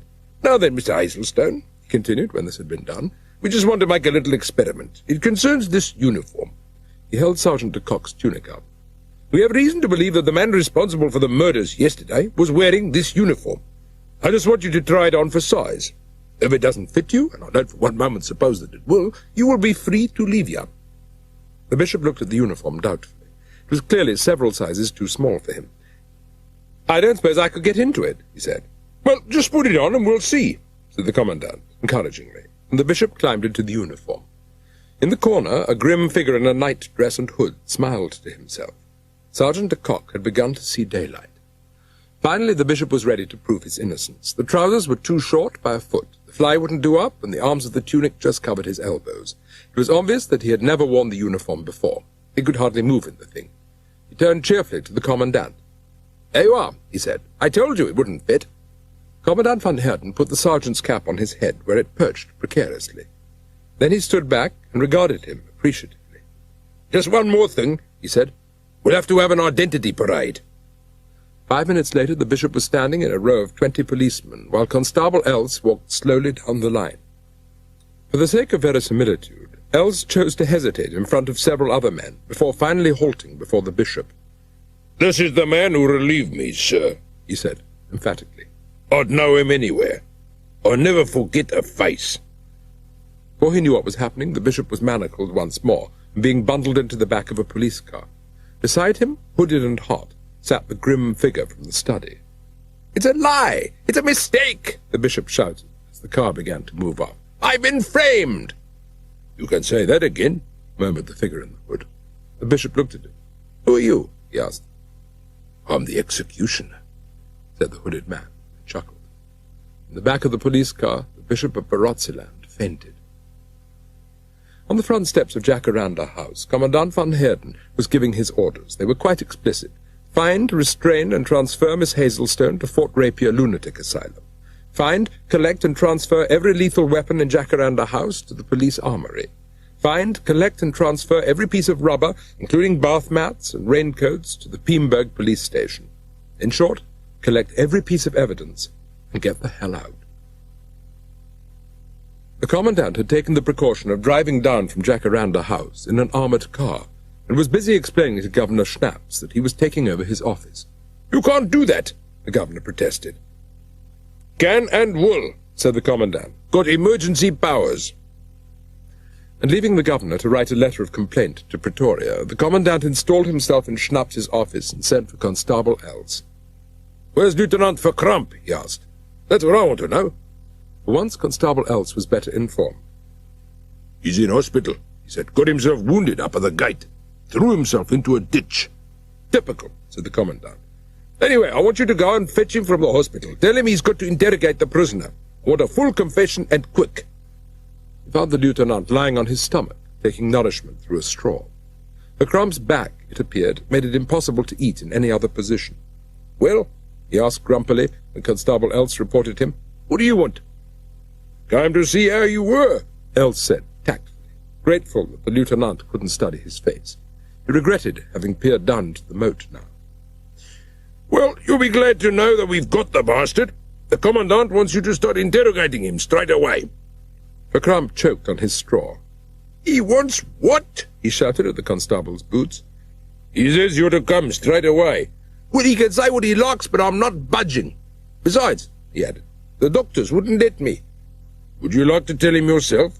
asked Els. "He won't believe me." In the end, a telephone was brought to the lieutenant's bedside, and the commandant had a word with him. It was rather more than one word, and in the end Lieutenant Verkramp was persuaded to return for duty. Short of facing court-martial for cowardice, desertion in the face of the enemy, and incompetence, and that he allowed 21 policemen under his command to be slaughtered, there didn't seem much he could do to remain in hospital. After driving the police Land Rover through the gates of Jacaranda Park, Miss Hazelstone had followed the main road to town, had parked the car in the main street, and had walked into the police station to give herself up. "I'm Miss Hazelstone of Jacaranda Park, and I've come here to be arrested," she said to the elderly constable on duty at the desk, who was in fact one of the post-operative cases Commandant van Heerden had insisted return to duty. He looked the old gentleman in the salmon-pink suit up and down for a minute before replying. "Oh, yes," he said sympathetically. "So you're Miss Hazelstone, are you, sir? And what do you want to be arrested for?" "I've murdered my cook." "Lucky to have one to murder," said the old constable. "I'll arrest you for loitering if you don't get out of here double quick," he said. "Good, that's what I've come for." Miss Hazelstone sat down on a bench against the wall. "You're making a bloody nuisance of yourself, that's what you're doing. All right, come on down to the cells." And leading the way down to the basement, he locked her in. It wasn't until mid-morning that he remembered that the old gent was still down in the cells. He went down to let him out. "Have you come to question me?" Miss Hazelstone asked, hopefully. She had been looking forward to the third degree. "What are you going to do?" "Kick you out," said the constable. "I can't have you cluttering up the station." Miss Hazelstone tried to make him see reason. "What do I have to do to get myself arrested if you won't arrest me for murder?" she asked. "Try fucking a gaffer for a start," suggested the constable. "That usually works wonders." "But that's what I've been doing for the last 8 years, Miss Hazelstone told him. "Get along with you. I doubt if you got the wherewithal," was the answer she got. "If you won't arrest me, I demand to be taken home," Miss Hazelstone said. "Take the old gent up to Jacaranda Park," he said to the driver of a police car that was just leaving. With all the speed and social deference to which she was accustomed, Miss Hazelstone was driven to the gates of Jacaranda Park and deposited there. The car hadn't been stopped at the police checkpoints for obvious reasons. When Lieutenant Verkramp arrived from hospital to begin his interrogation of the prisoner, he found the commandant waiting for him. He hobbled into the governor's office to report for duty. "I have here the Hazelstone family file," the commandant said. "It includes the security report you submitted to the Bureau of State Security. You say here that the Hazelstones are noted for their left-wing and communistic leanings. I would like to know what made you say that." "I checked the library. It's full of communist literature. They've got the Red Badge of Courage, Black Beauty, the collected works of Dostoevsky, even Bertrand Russell's banned book, Why I Am Not a Christian. I tell you, they're all dangerous books." "What about the brother, Jonathan Hazelstone? You say here he's got a criminal record." "That's right. He lives in Rhodesia and he's done time. I checked with the Rhodesian police. You'll find the telegram they sent back in the file." Commandant van Herten pulled out the telegram. "I can't make head or tail of it," he said. "It's in code or something. You read it." And he handed the telegram to Verkramp. The lieutenant peered at the hieroglyphs. "It's pretty obvious," he said at last. "Jonathan Hazelstone, 2 years parson, Bulawayo, 3 years Barotsi, incumbent, at present, convocation, 3 weeks Umtali. Any fool can understand that," he said. "Well, this one can't," snapped the commandant. "You tell me what it means." "It's quite simple. He's done 2 years in Bulawayo prison for burning a building down, 3 years for murdering a Barotsi native who was having a nap, and 3 weeks in Umtali for convoking." Commandant van Herten thought for a moment. "What's convoking?" he asked. "You've heard of con men, haven't you? It's fraud and swindling. It's convoking people into buying phony shares and things." "Well, all we need now is a nice tidy confession," Commandant said. "I'll expect you to have it on my desk in the morning." Lieutenant Verkramp seated himself behind the desk and ordered the prisoner to be brought in. Lieutenant Verkramp's attempts at sympathetic understanding inspired in the bishop the conviction that he was locked alone in a room with a sadistic homosexual suffering from an overdose of several powerful hallucinatory drugs. Certainly nothing else could explain the overtures the lieutenant was making, nor the distorted version of his own life which Verkramp insisted he corroborate. By the time they had arrived at the events of the previous day, the bishop, who had eaten nothing for 36 hours, and who had been standing with his hands above his head for 6, was prepared to admit to murdering the entire South African police force if doing so would allow him to sit down for 5 minutes. "I shot them with a multi-barreled rocket launcher supplied by the Chinese consul in Dar es Salaam," he repeated slowly, while Verkramp copied the admission down. "Why did you shoot your sister's cook?" "I discovered he was a CIA agent," said the bishop, who by this time knew the lines along which Verkramp's mind was working. He had long since discovered that there was no point in arguing with the man, and since Verkramp's imagination had evidently been nurtured by spy thrillers, this seemed the sort of explanation he would swallow. By the time Verkramp had finished with him, the bishop had decided that his only hope of escaping execution on the scaffold lay in concocting a confession so absurd that it would either be thrown out of court by the judge or allow him to plead insanity. "I may as well be hanged for a sheep as a lamb," he said to himself, when Els came to take over the interrogation, and wondered what new crimes he could add to the list he had already agreed to. Constable Els was glad to suggest some. "I hear you want us to go around marrying gaffers," Els began. He knew he was supposed to be questioning a communist, and the only thing he knew about communists was that they wanted white people to marry blacks. The bishop couldn't see much harm in admitting it. "Well, once or twice I have raised the matter. I've brought it up at meetings of the parish council." "At meetings, eh?" said Els. "Sort of group gropes?" "I suppose you could put it that way," said the bishop, who had never heard the expression before. Els leered at him. I suppose you put it otherwise, too. I put it to them straight, man to man, said the bishop, wondering what all this had to do with murdering policemen. Constable Else had difficulty imagining how you could put it man to man and call it straight at the same time. I didn't beat about the bush. I don't suppose you'd have to, with men, Else agreed. Oh, there were women present too, said the bishop. It's the sort of question where a woman's viewpoint often helps. Hell, said Else. You must have had some parties. I hope I'm not boring you, the bishop said, hopefully. As the night wore on, Constable Else sat wrapped in admiration for the prisoner.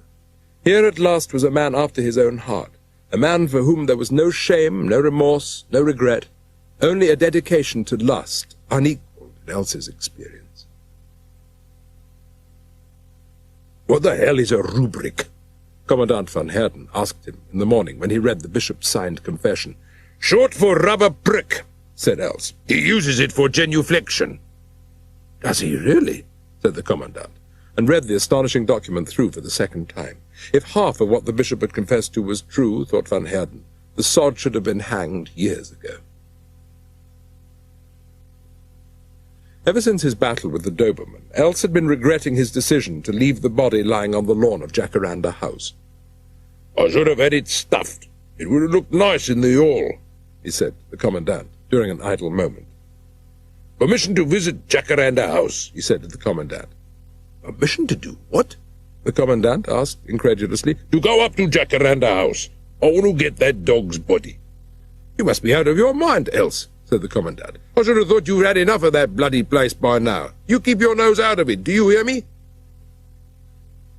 That night, Commandant van Heerden decided to make a spot check on the roads around Piemburg. Drive slowly, he told Else when he was seated at the back of the car. I just want to have a look around. For an hour, men on duty at street corners and at the roadblocks were harassed by van Heerden's questions. How do you know Miss Hazelstone didn't come through here disguised as a coon? He asked the sergeant on duty on the Flockfontaine Road, who had been complaining about the number of cars he had had to search. We give them the skin test, sir. The skin test? Never heard of it. We use a bit of sandpaper, sir. Rub their skin with it, and if the black comes off, they're white. If it doesn't, they're not. Commandant van Heerden was impressed. Shows initiative, Sergeant, he said, and drove on. It was shortly after this, as they were driving up Town Hill to inspect the roadblock there, that Constable Else noticed that the commandant had fallen asleep. Permission to go up to Jacaranda House, sir, he said, softly. In the back, the commandant was snoring loudly. Thank you, sir, said Else with a smile, and the car moved off past the roadblock and up the hill to Jacaranda House. Else parked the car in front of the house and stepped quietly out into the night to collect his trophy. It was dark, and clouds obscured the moon, and he had some difficulty finding the Doberman's corpse. That's funny, he said to himself as he searched the lawn. I could have sworn I left the bugger here. And continued to look for the beast. In the back of the car, Commandant van Heerden snored more loudly than ever. He slipped sideways across the seat and bumped his head on the window. The next moment he was wide awake and staring out into the darkness. Else, he said loudly, what have you stopped for, and why are the headlights off? From the driver's seat there came no comforting reply, and as Commandant van Heerden sat terrified in the back of the car and wondered where the hell Else had got to, the clouds slipped gently away from the moon, and the Commandant saw before him the front door of Jacaranda House. With a whimper, the Commandant crouched down in the cushions and cursed his own foolishness for leaving the prison. As the minutes passed and Else continued his search for the elusive Toby, the Commandant's terror grew. I can't sit here all night, he thought. I'll have to go and find him. And he climbed out, and moving stealthily, stole into the garden. A faint plume of smoke was issuing slowly but steadily from one of the chimneys of the deserted mansion. Commandant van Heerden was not alone. Clutching his heart, the Commandant passed out. When he came round from what he chose to call a heart attack, it was to hear a voice he had hoped never to hear again. You're not going to lie there all night, I hope, said Miss Hazelstone. Come into the house. Suppose you finally come to arrest me, she said. The Commandant couldn't think of anything he would like to do more, but he didn't seem to have the energy. Mesmerized by the house and the air of gentle melancholy he found so fascinating in the old woman, he sat in his chair, listening to his palpitations. I suppose Jonathan has confessed already, Miss Hazelstone said, by way of polite conversation. Commandant nodded. Such a waste, Miss Hazelstone continued. The poor boy suffers from such a sense of guilt. I can't imagine why. I suspect it's because he's had such a blameless childhood. Guilt is so often a substitute for good, honest goodness, evil. As you must have gathered, I have done my best to bring a little gaiety into my life, Miss Hazelstone went on. I write for the papers, you know, a little column every now and then on fashion and tasteful living. I've read some of your articles, said the Commandant. I do hope you didn't follow my advice, Miss Hazelstone went on. They were written with my tongue in my cheek, and I had great fun thinking up the most awful combinations of colours. Everybody took my recommendations seriously, too. I think I can honestly say that I have made more homes unlivable in than all the termites in South Africa. Commandant von Heerden gaped at her. Why on earth would you want to do that? He asked. A sense of moral duty, Miss Hazelstone murmured. My brother has given his life to spread light and goodness. I have merely sought to redress the balance. If people choose to follow my advice to put maroon wallpaper next to orange curtains, who am I to say them nay? People who believe that having a pink skin makes them civilized, while having a black one makes a man savage, will believe anything. You mean to say you don't believe in apartheid? The Commandant asked, in astonishment. Really, Commandant, what a silly question, Miss Hazelstone replied. Do I behave as though I believed in it? Commandant von Heerden had to admit that she didn't.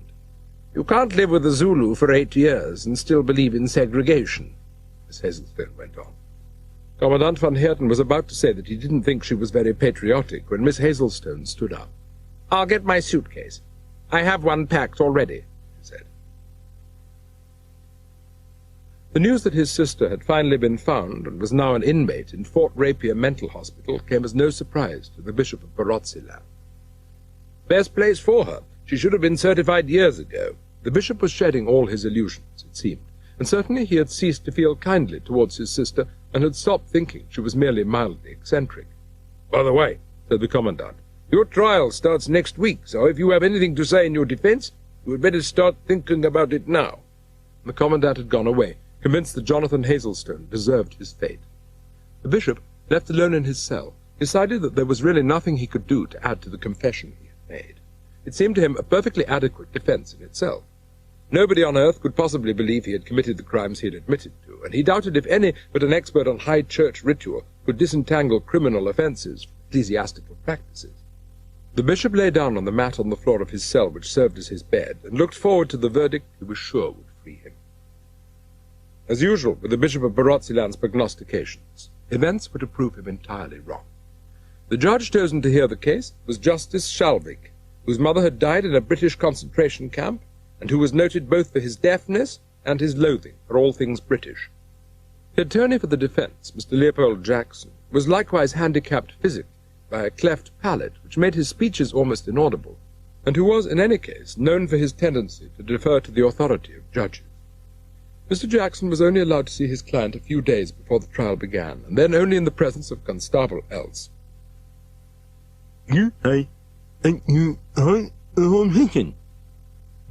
I'm holding that, said Mr. Jackson. It was made under duress, said the bishop. It wasn't, said Else. It was made in here. What do you hold it to? Genuflection with a rubber prick, said Else, hurriedly forestalling lesser crimes. Genuflection with a what? Mr. Jackson asked. He means a rubric, I think, said the bishop. I don't. I mean a rubber prick, said Else indignantly. I'm afraid of offense, said Mr. Jackson. There were some other crimes in my confession, said the bishop. Nothing? Murder, said the bishop. lesbianism, said Else. Lesbianism? Not impossible. A man can't commit lesbianism. Are you sure you got the right thing? Mr. Jackson asked Else. positive, Said Else. It sounds fantastic. What else can you confess? The bishop hesitated. He did not want Mr. Jackson to object to his confession before it was read out in court. Everything depended on the absurdity of the document, and Mr. Jackson did not look like a lawyer who would understand that. I think I would prefer the case to go forward as it is, he said, and excusing himself on the ground that he was tired, ushered the attorney out of the cell. It was not due to Mr. Jackson, however, that Jonathan Hazelstone's confession never reached the court in its unabridged version. It was thanks rather to the conscientiousness of Lieutenant Verkramp, who, eager for praise, had sent a copy of the confession to Boss in Pretoria.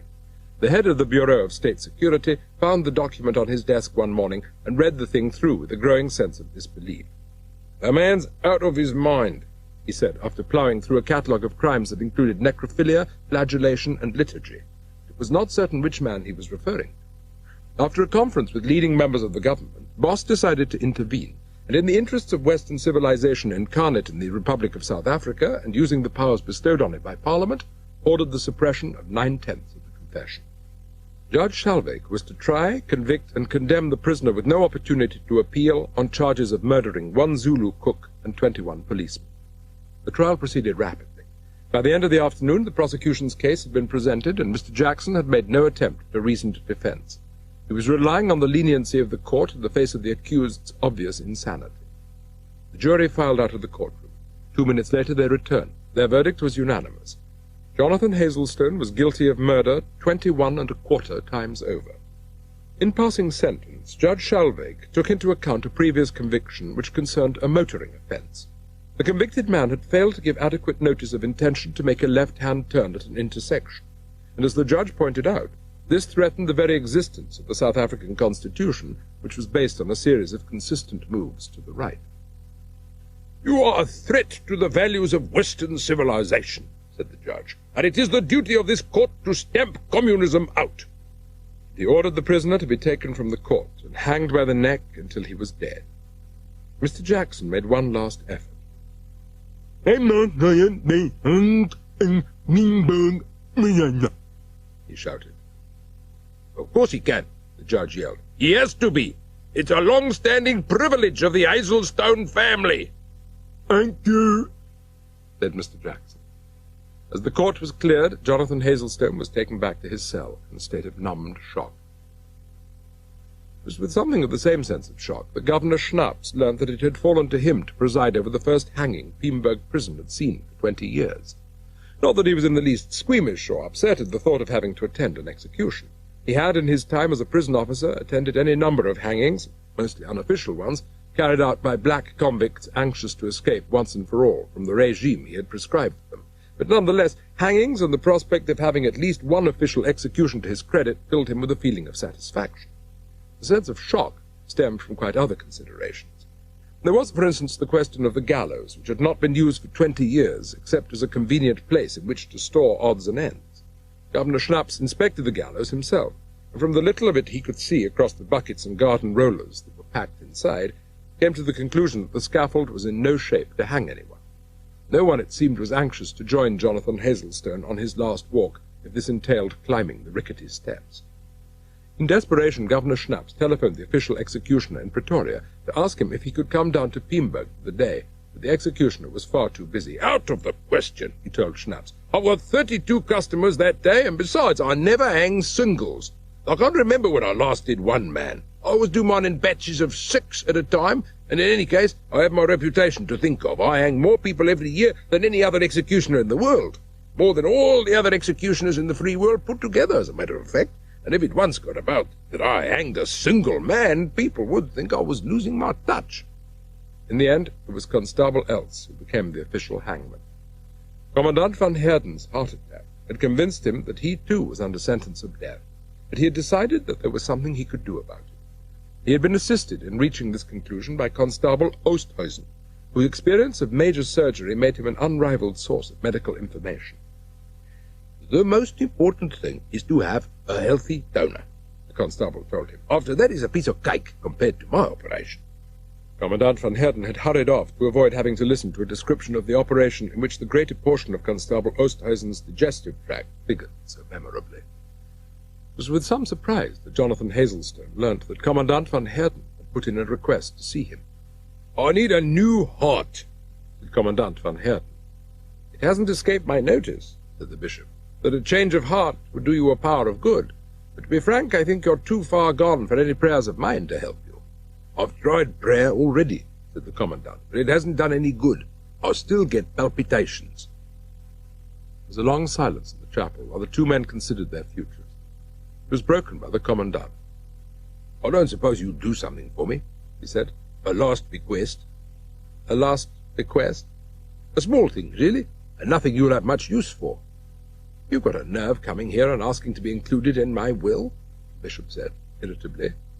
It's not in your will, the Commandant said desperately. No? But where the hell is it? In your chest. What is? Your heart. You keep going on about my heart, said the bishop. I wish you would stop it. It's bad enough knowing you're going to die without having someone harp on about your heart. Anyone would think you wanted the thing. I do, said the Commandant, simply. What? Screamed the bishop, struggling to his feet with the clanking of chains. You want what? Only your heart, said the Commandant. I need it for a transplant. I'm going insane, shouted the bishop. I must be. It isn't possible. Do you mean to tell me that you've gone to all this trouble just so you could have my heart for a transplant operation? It was no trouble, said the Commandant. I hadn't got anything to do this afternoon. I'm not talking about this afternoon, the bishop screamed. I'm talking about the murders and the trial and having me condemned to death for crimes you knew I couldn't have committed. You did all that just so that you could hoik my heart out of my body to stick it in your own? It's incredible. You're a ghoul. You're... The bishop couldn't find words to express his horror. Commandant van Heerden was horrified, too. He had never been accused of anything so disgraceful in his life. And quite suddenly the bishop's fury evaporated. Yes, he said quietly, if you want my heart, of course you can have it. And without another word, he turned from the altar rail and clanked down the aisle towards the door. The bishop smiled happily to himself. It was extraordinarily appropriate, he thought, and he was still smiling beatifically when Commandant van Heerden caught up with him and, overcome with emotion, grabbed his manacled hand and shook it as vigorously as the handcuffs would allow. You're a real gentleman, he gasped. a real English gentleman. Noblesse oblige, murmured the bishop, whose heart had been chronically weak since he had suffered from rheumatic fever as a child. The bishop was still in a cheerful frame of mind when Hangman Else visited him to weigh him for the drop. You can smile, Else said, as he dragged him out of his cell and shoved him onto the weighing machine. It's all right for you. You don't have to do anything. I'm the one who has to do all the work. Each of us has his little part to play, said the bishop. Play? Said Else. I don't call what I'm doing playing. I'm having to work my guts out. Just so long as you don't achieve the same result in my case, said the bishop, uneasily. Else tried to read the scales. I can't make these things out at all, he said finally. What do you make your weight out to be? The bishop came to his assistance. 398 pounds, he said. Else consulted a little black book entitled The Hangman's Handbook. You're too heavy, he said at last. It only goes up to 300 pounds. Well, I don't know what I'm going to do. It doesn't look as if you need any drop at all. That's a nice thought, Jonathan said. What does it say is the drop for a man weighing 200 pounds? Else consulted his little compendium. 6 feet, he said at last. Then 3 feet should be just about right, said the bishop. Why? Else didn't like the sound of a shortened drop at all. It smacked too much of an attempt to avoid death. Look, if you're really so keen to get a permanent job as hangman, you'll have to make a success of this execution. Nobody's going to employ you if you don't make a go of your first hanging. Else looked pathetically at the bishop. I know that, he said. But what can I do if your weight isn't in the handbook? You can make me lighter, the bishop suggested, looking at his manacles and chains. Done, said Else, delighted. I'll have you put on a null diet at once. I didn't mean that, said the bishop, who couldn't imagine anything less than the diet he was already on. What I had in mind was taking all these chains off and weighing me without them. I think you might find me a lot lighter. I doubt if I'd find you at all, said Else. My dear Hangman Else, said the bishop, I can think of 2 good reasons why I am as anxious as you are that this hanging should go with a swing. Possibly 3. One is that if you make the drop too short, I shall strangle to death, and I really don't want to. 2 is that if you make it too long, you'll probably decapitate me. I won't, said Else. Your head will come off. Right, said the bishop hurriedly. Nothing like calling a spade a bloody shovel, is there? What's 3? asked Else, who didn't care what a bloody shovel was called. Oh, yes, 3. I'd almost forgotten 3. Well, 3 is that you are obviously a born executioner. And while you've got a lot to learn about hanging, I'd like to see a man who makes use of the gifts he's been given." You really think I'll make a good hangman? Els asked eagerly. In the end, they discovered that Jonathan Hazelstone weighed 180 pounds and needed a 7-foot rock. If the bishop was having difficulty persuading Els to kill him properly, Commandant van Heerden was finding it almost as difficult to persuade the surgeons at Piemburg Hospital to undertake the operation he needed to save his life. They seemed to insist on raising quite irrelevant objections, and it was only when they raised technical problems of tissue typing and rejection and tried to explain how unlikely it was that the condemned man's tissues would match those of a purebred Afrikaner, like Commandant van Heerden, that he lost his temper. Are you telling me I'm not a human being? The Commandant yelled at Dr. Erasmus, who led the transplant team. Are you telling me I'm a bloody baboon? I'm not saying anything of the sort, Dr. Erasmus protested. You don't seem to understand. Each human being has a different type of tissue, and yours may not be the same type as that of the donor. You're telling me I've coloured blood in me, the Commandant yelled. You're saying I can't have an Englishman's heart because I'm part Kaffer. Is that what you're saying? I'm not saying anything of the sort. There's no reason at all why you shouldn't have a Kaffer's heart, Dr. Erasmus said desperately. He found Commandant van Heerden's violence positively unnerving. There you are! You said it! You said I could have a Kaffer's heart! Shouted the Commandant. I didn't mean that you had to have one. There's no reason why a black man's heart should not be put into a white man's body, any more than there's any reason why a white man's organs shouldn't be transferred to a black man. Commandant van Heerden had never heard such a flagrant violation of the basic concepts of apartheid in his life. There's every bloody reason, he shouted, why a white man's organ shouldn't be put into a black man. No white man is allowed to put any portion of his body into a black man. It's against the fucking law. Dr. Erasmus had never heard of the fucking law, but he assumed it was police slang for the Immorality Act. With a tremendous effort of will, the Commandant calmed himself. In a quiet voice, and with the authority he still possessed under emergency powers, Commandant van Heerden gave his orders to the surgical team. The whole operation was to be conducted in the utmost secrecy. It was the only welcome piece of news the doctors could glean from the Commandant's brief. The only other consolation was the knowledge that Commandant van Heerden's body would almost certainly reject the new heart. As Dr. Erasmus pointed out to him, he was probably committing suicide. Commandant knew better. He had been eating in the police canteen for years, and if his stomach could keep down the food they had served there, he couldn't imagine that his body would reject a perfectly good heart. The reports that had reached Commandant van Heerden from Fort Rapier Mental Asylum indicated that Miss Hazelstone had maintained her dignity and sense of social prerogative in a situation which would have induced a feeling of despondency, if not inferiority, in a less vigorous woman.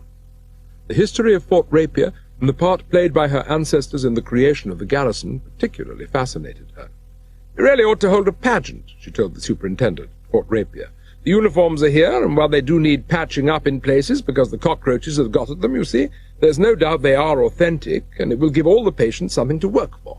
It's so important for morale to create a common aim, something to look forward to." Dr. Herzog had been impressed by the idea. "A pageant of Fort Rapier's history," he said. "What a splendid idea." His mind toyed with the idea of an open day in which the public and the press could see the wonderful work being done on behalf of mental health in Zululand. "I thought we might start with the march past," Miss Hazelstone continued, "followed by several tableaux commemorating particularly memorable feats of courage in the history of South Africa." Dr. Herzog was hesitant. "I don't want any mock battles," he said anxiously. "Oh, nothing like that," Miss Hazelstone assured him. "I was thinking more of purely stationary representations of the events." "But we can't have the patients getting too excited." "Quite," said Miss Hazelstone, who had long since ceased to think of herself as a patient. In the weeks that followed, Miss Hazelstone threw herself into the preparations with an enthusiasm that communicated itself to the other inmates of Fort Rapier. She took command of the organization with all the natural authority of Sir Theophilus, his granddaughter, and with an attention to detail made possible by her wealth. It was quite by chance that Commandant van Heerden chose the afternoon of the pageant for his visit to the hospital. Unlike the mayor of Piemburg and other notables, he had not been invited because it was felt that Miss Hazelstone might not like it. The first tableau had begun. A square of cardboard ox wagons stood in the center of the parade ground, and around them gathered the Zulu schizophrenics, brandishing their spears. After several minutes, the Zulus lay down on the tarmac in attitudes supposed to represent agonizing death. A polite round of clapping greeted the end of the battle.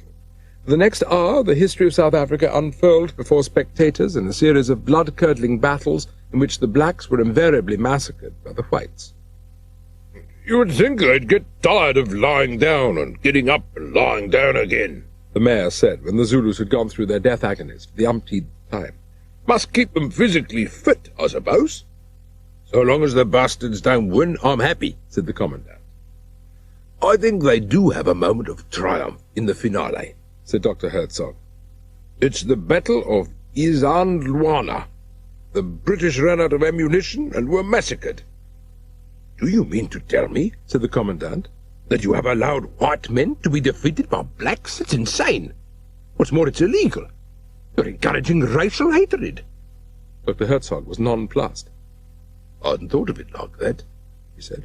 Well, you better think of it now. You're breaking the law. You've got to put a stop to it. I'm not prepared to sit here and watch anything so outrageous, the commandant said firmly. Before he could think about the likely consequences of his intervention, Commandant van Heerden found himself being helped off the saluting base and onto the parade ground. He marched slowly towards the two armies, and as he went, the realization of his position slowly dawned on him. In the middle of the square, halfway between the two opposing forces of lunatics, he began to regret his precipitate decision to intervene. On one side of him, 500 Zulu schizophrenics pawed the ground and waved their spears ferociously, while on the other, an equal number of white madmen awaited defeat with a determination made all the more awful by foreknowledge. Commandant van Heerden halted and raised his hand. Silence fell over the two armies. This is Commandant van Heerden speaking, he shouted. I'm ordering you to disperse and return to your wards. This is an illegal gathering and contravenes the Riotous Assemblies Act. You've no right to come here and interfere with our pageant, Miss Hazelstone insisted, and it's not a breach of the peace. We won, said the Zulu chief. We won the Battle of Isandlwana, and now we will win it again.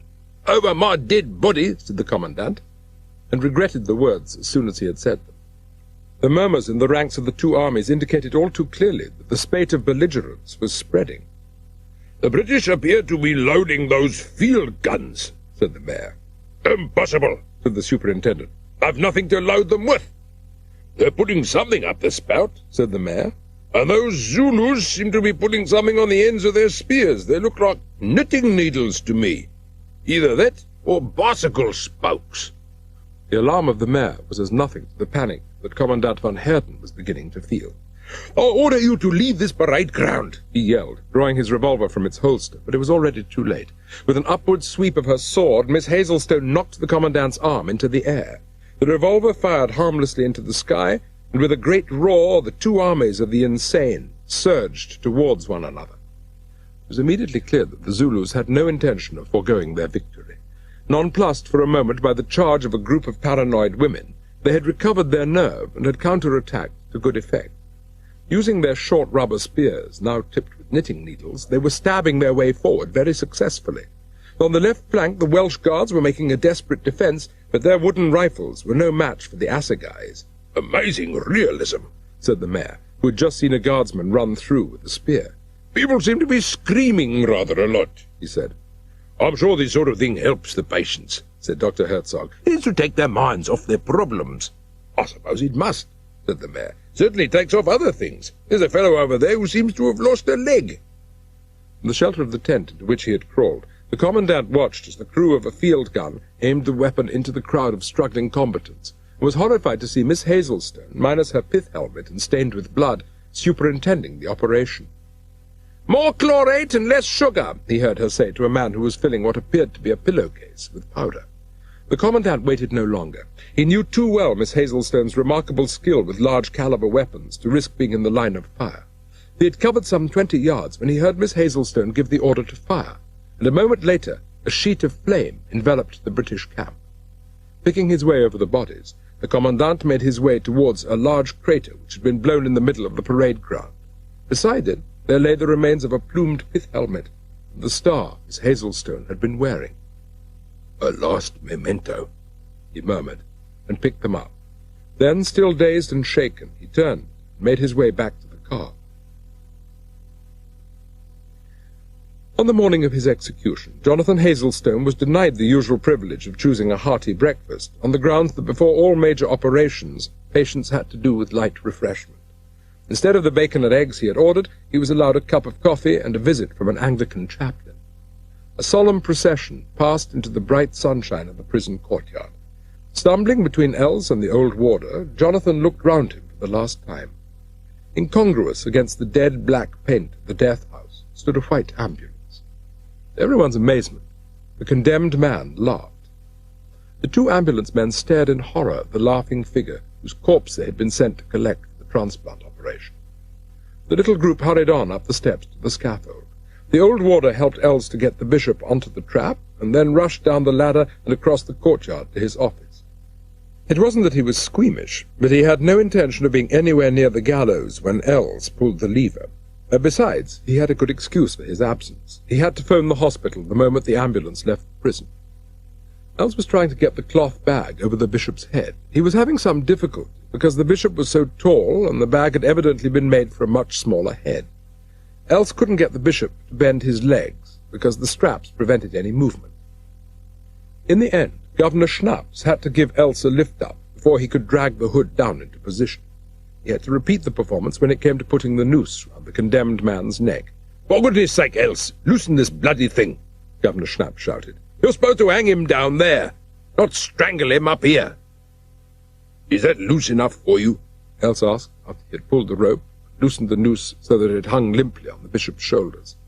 He was sick of people telling him how to do his job. If the governor was so bloody knowledgeable about hangings, why didn't he do the job himself? Els pulled the lever, and the hooded figure disappeared through the trap into the well below. A dreadful thud followed. Governor Schnaps and Els closed their eyes and listened with bowed heads as the chaplain prayed. For several minutes the chaplain mumbled on before ending. The rope had stopped swinging and hung rather limply, Els thought, considering the weight of its burden. As his eyes became accustomed to the darkness below, Els began to realize that something was missing. The noose on the rope hung loose and empty. The well of the scaffold was absolutely empty. The bishop braced himself for the awful shock to his neck, but the pain came from altogether another extremity. Corns, he thought, as he hit the ground with a tremendous crash and rolled sideways, through the door and out into the sunlit courtyard. He lay still, waiting for Els to fetch him for a second attempt, and wasn't surprised when he felt hands lifting his feet and shoulders. A moment later he was lying on a stretcher and had been lifted into the ambulance. As the doors were slammed, the ambulance moved off hurriedly, stopped for a moment while the prison gates were opened, and hurtled out into the street, its siren whirring. Behind it, the death house had begun to fulfill the predictions of Governor Schnaps. Under the impact of the stampede that followed on the scaffold, when the distraught hangman, peering into the well, slipped and grabbed Governor Schnaps's legs to prevent himself falling, the walls of the gallows slowly toppled inwards. With a roar of falling masonry, governor, hangman, and chaplain disappeared from view in a dense cloud of black dust. An old warder sat in his office and thanked his lucky, and picked up the phone to dial the hospital. As the ambulance sped through the streets of Piemburg, Jonathan Hazelstone felt the attendant undoing the straps that held his arms and legs. A hand slid inside his shirt and felt his chest. "It's all right. It's still beating," he heard the attendant tell the driver. Jonathan held his breath till the hand went away. "I'll be hanged if anyone's going to cut my heart out now," he thought to himself, as the ambulance swung through the gates of Piemburg Hospital and stopped outside the mortuary. Alone in the mortuary, the bishop leapt off his trolley and snatched the cloth from his head and looked around him. Under the sheets that covered still forms on their slabs, he found what he was looking for, and by the time two orderlies arrived to fetch the donor for the transplant, the body lying snugly under its white sheet, and with its head covered by a grey cloth bag, contained a heart that was far too cold and still to be of much assistance to Commandant van Heerden. As the operation got under way, what remained of the late Bishop of Barotseland was strolling, with a faint suggestion of a limp, up the hill towards Jacaranda House. The state of panic that reigned at Piemburg Hospital when the ambulance containing the bishop arrived was as nothing to the chaos and hysteria which began in the operating theatre when the body of the donor arrived on the trolley. An incision had already been made in Commandant van Heerden's chest when it was discovered that whoever had been responsible for the execution had made an altogether too thorough job of it. The corpse on the trolley had multiple injuries of the most appalling sort. The only thing that didn't appear to be broken on it was the neck. Not only was the body fractured in a score of places, but it had been dead for at least 48 hours. And when it was further revealed to be the corpse of a woman of 89, the surgeons knew that what they had considered stupid from the start, not to say criminal, had degenerated now to the point of sheer lunacy. After half an hour, during which the mortuary was searched again and again, the various possible donors in the hospital wards had their deaths hastened by teams of desperate surgeons who came masked and predatory to stare at them and feel their pulses hopefully. Dr. Erasmus pulled himself together, and taking a quick tot of ether, addressed the heart team. "Gentlemen and ladies," he said, "we are quite unable to proceed with the operation. I intend to stitch the patient's chest up and leave his own heart beating perfectly healthily in place."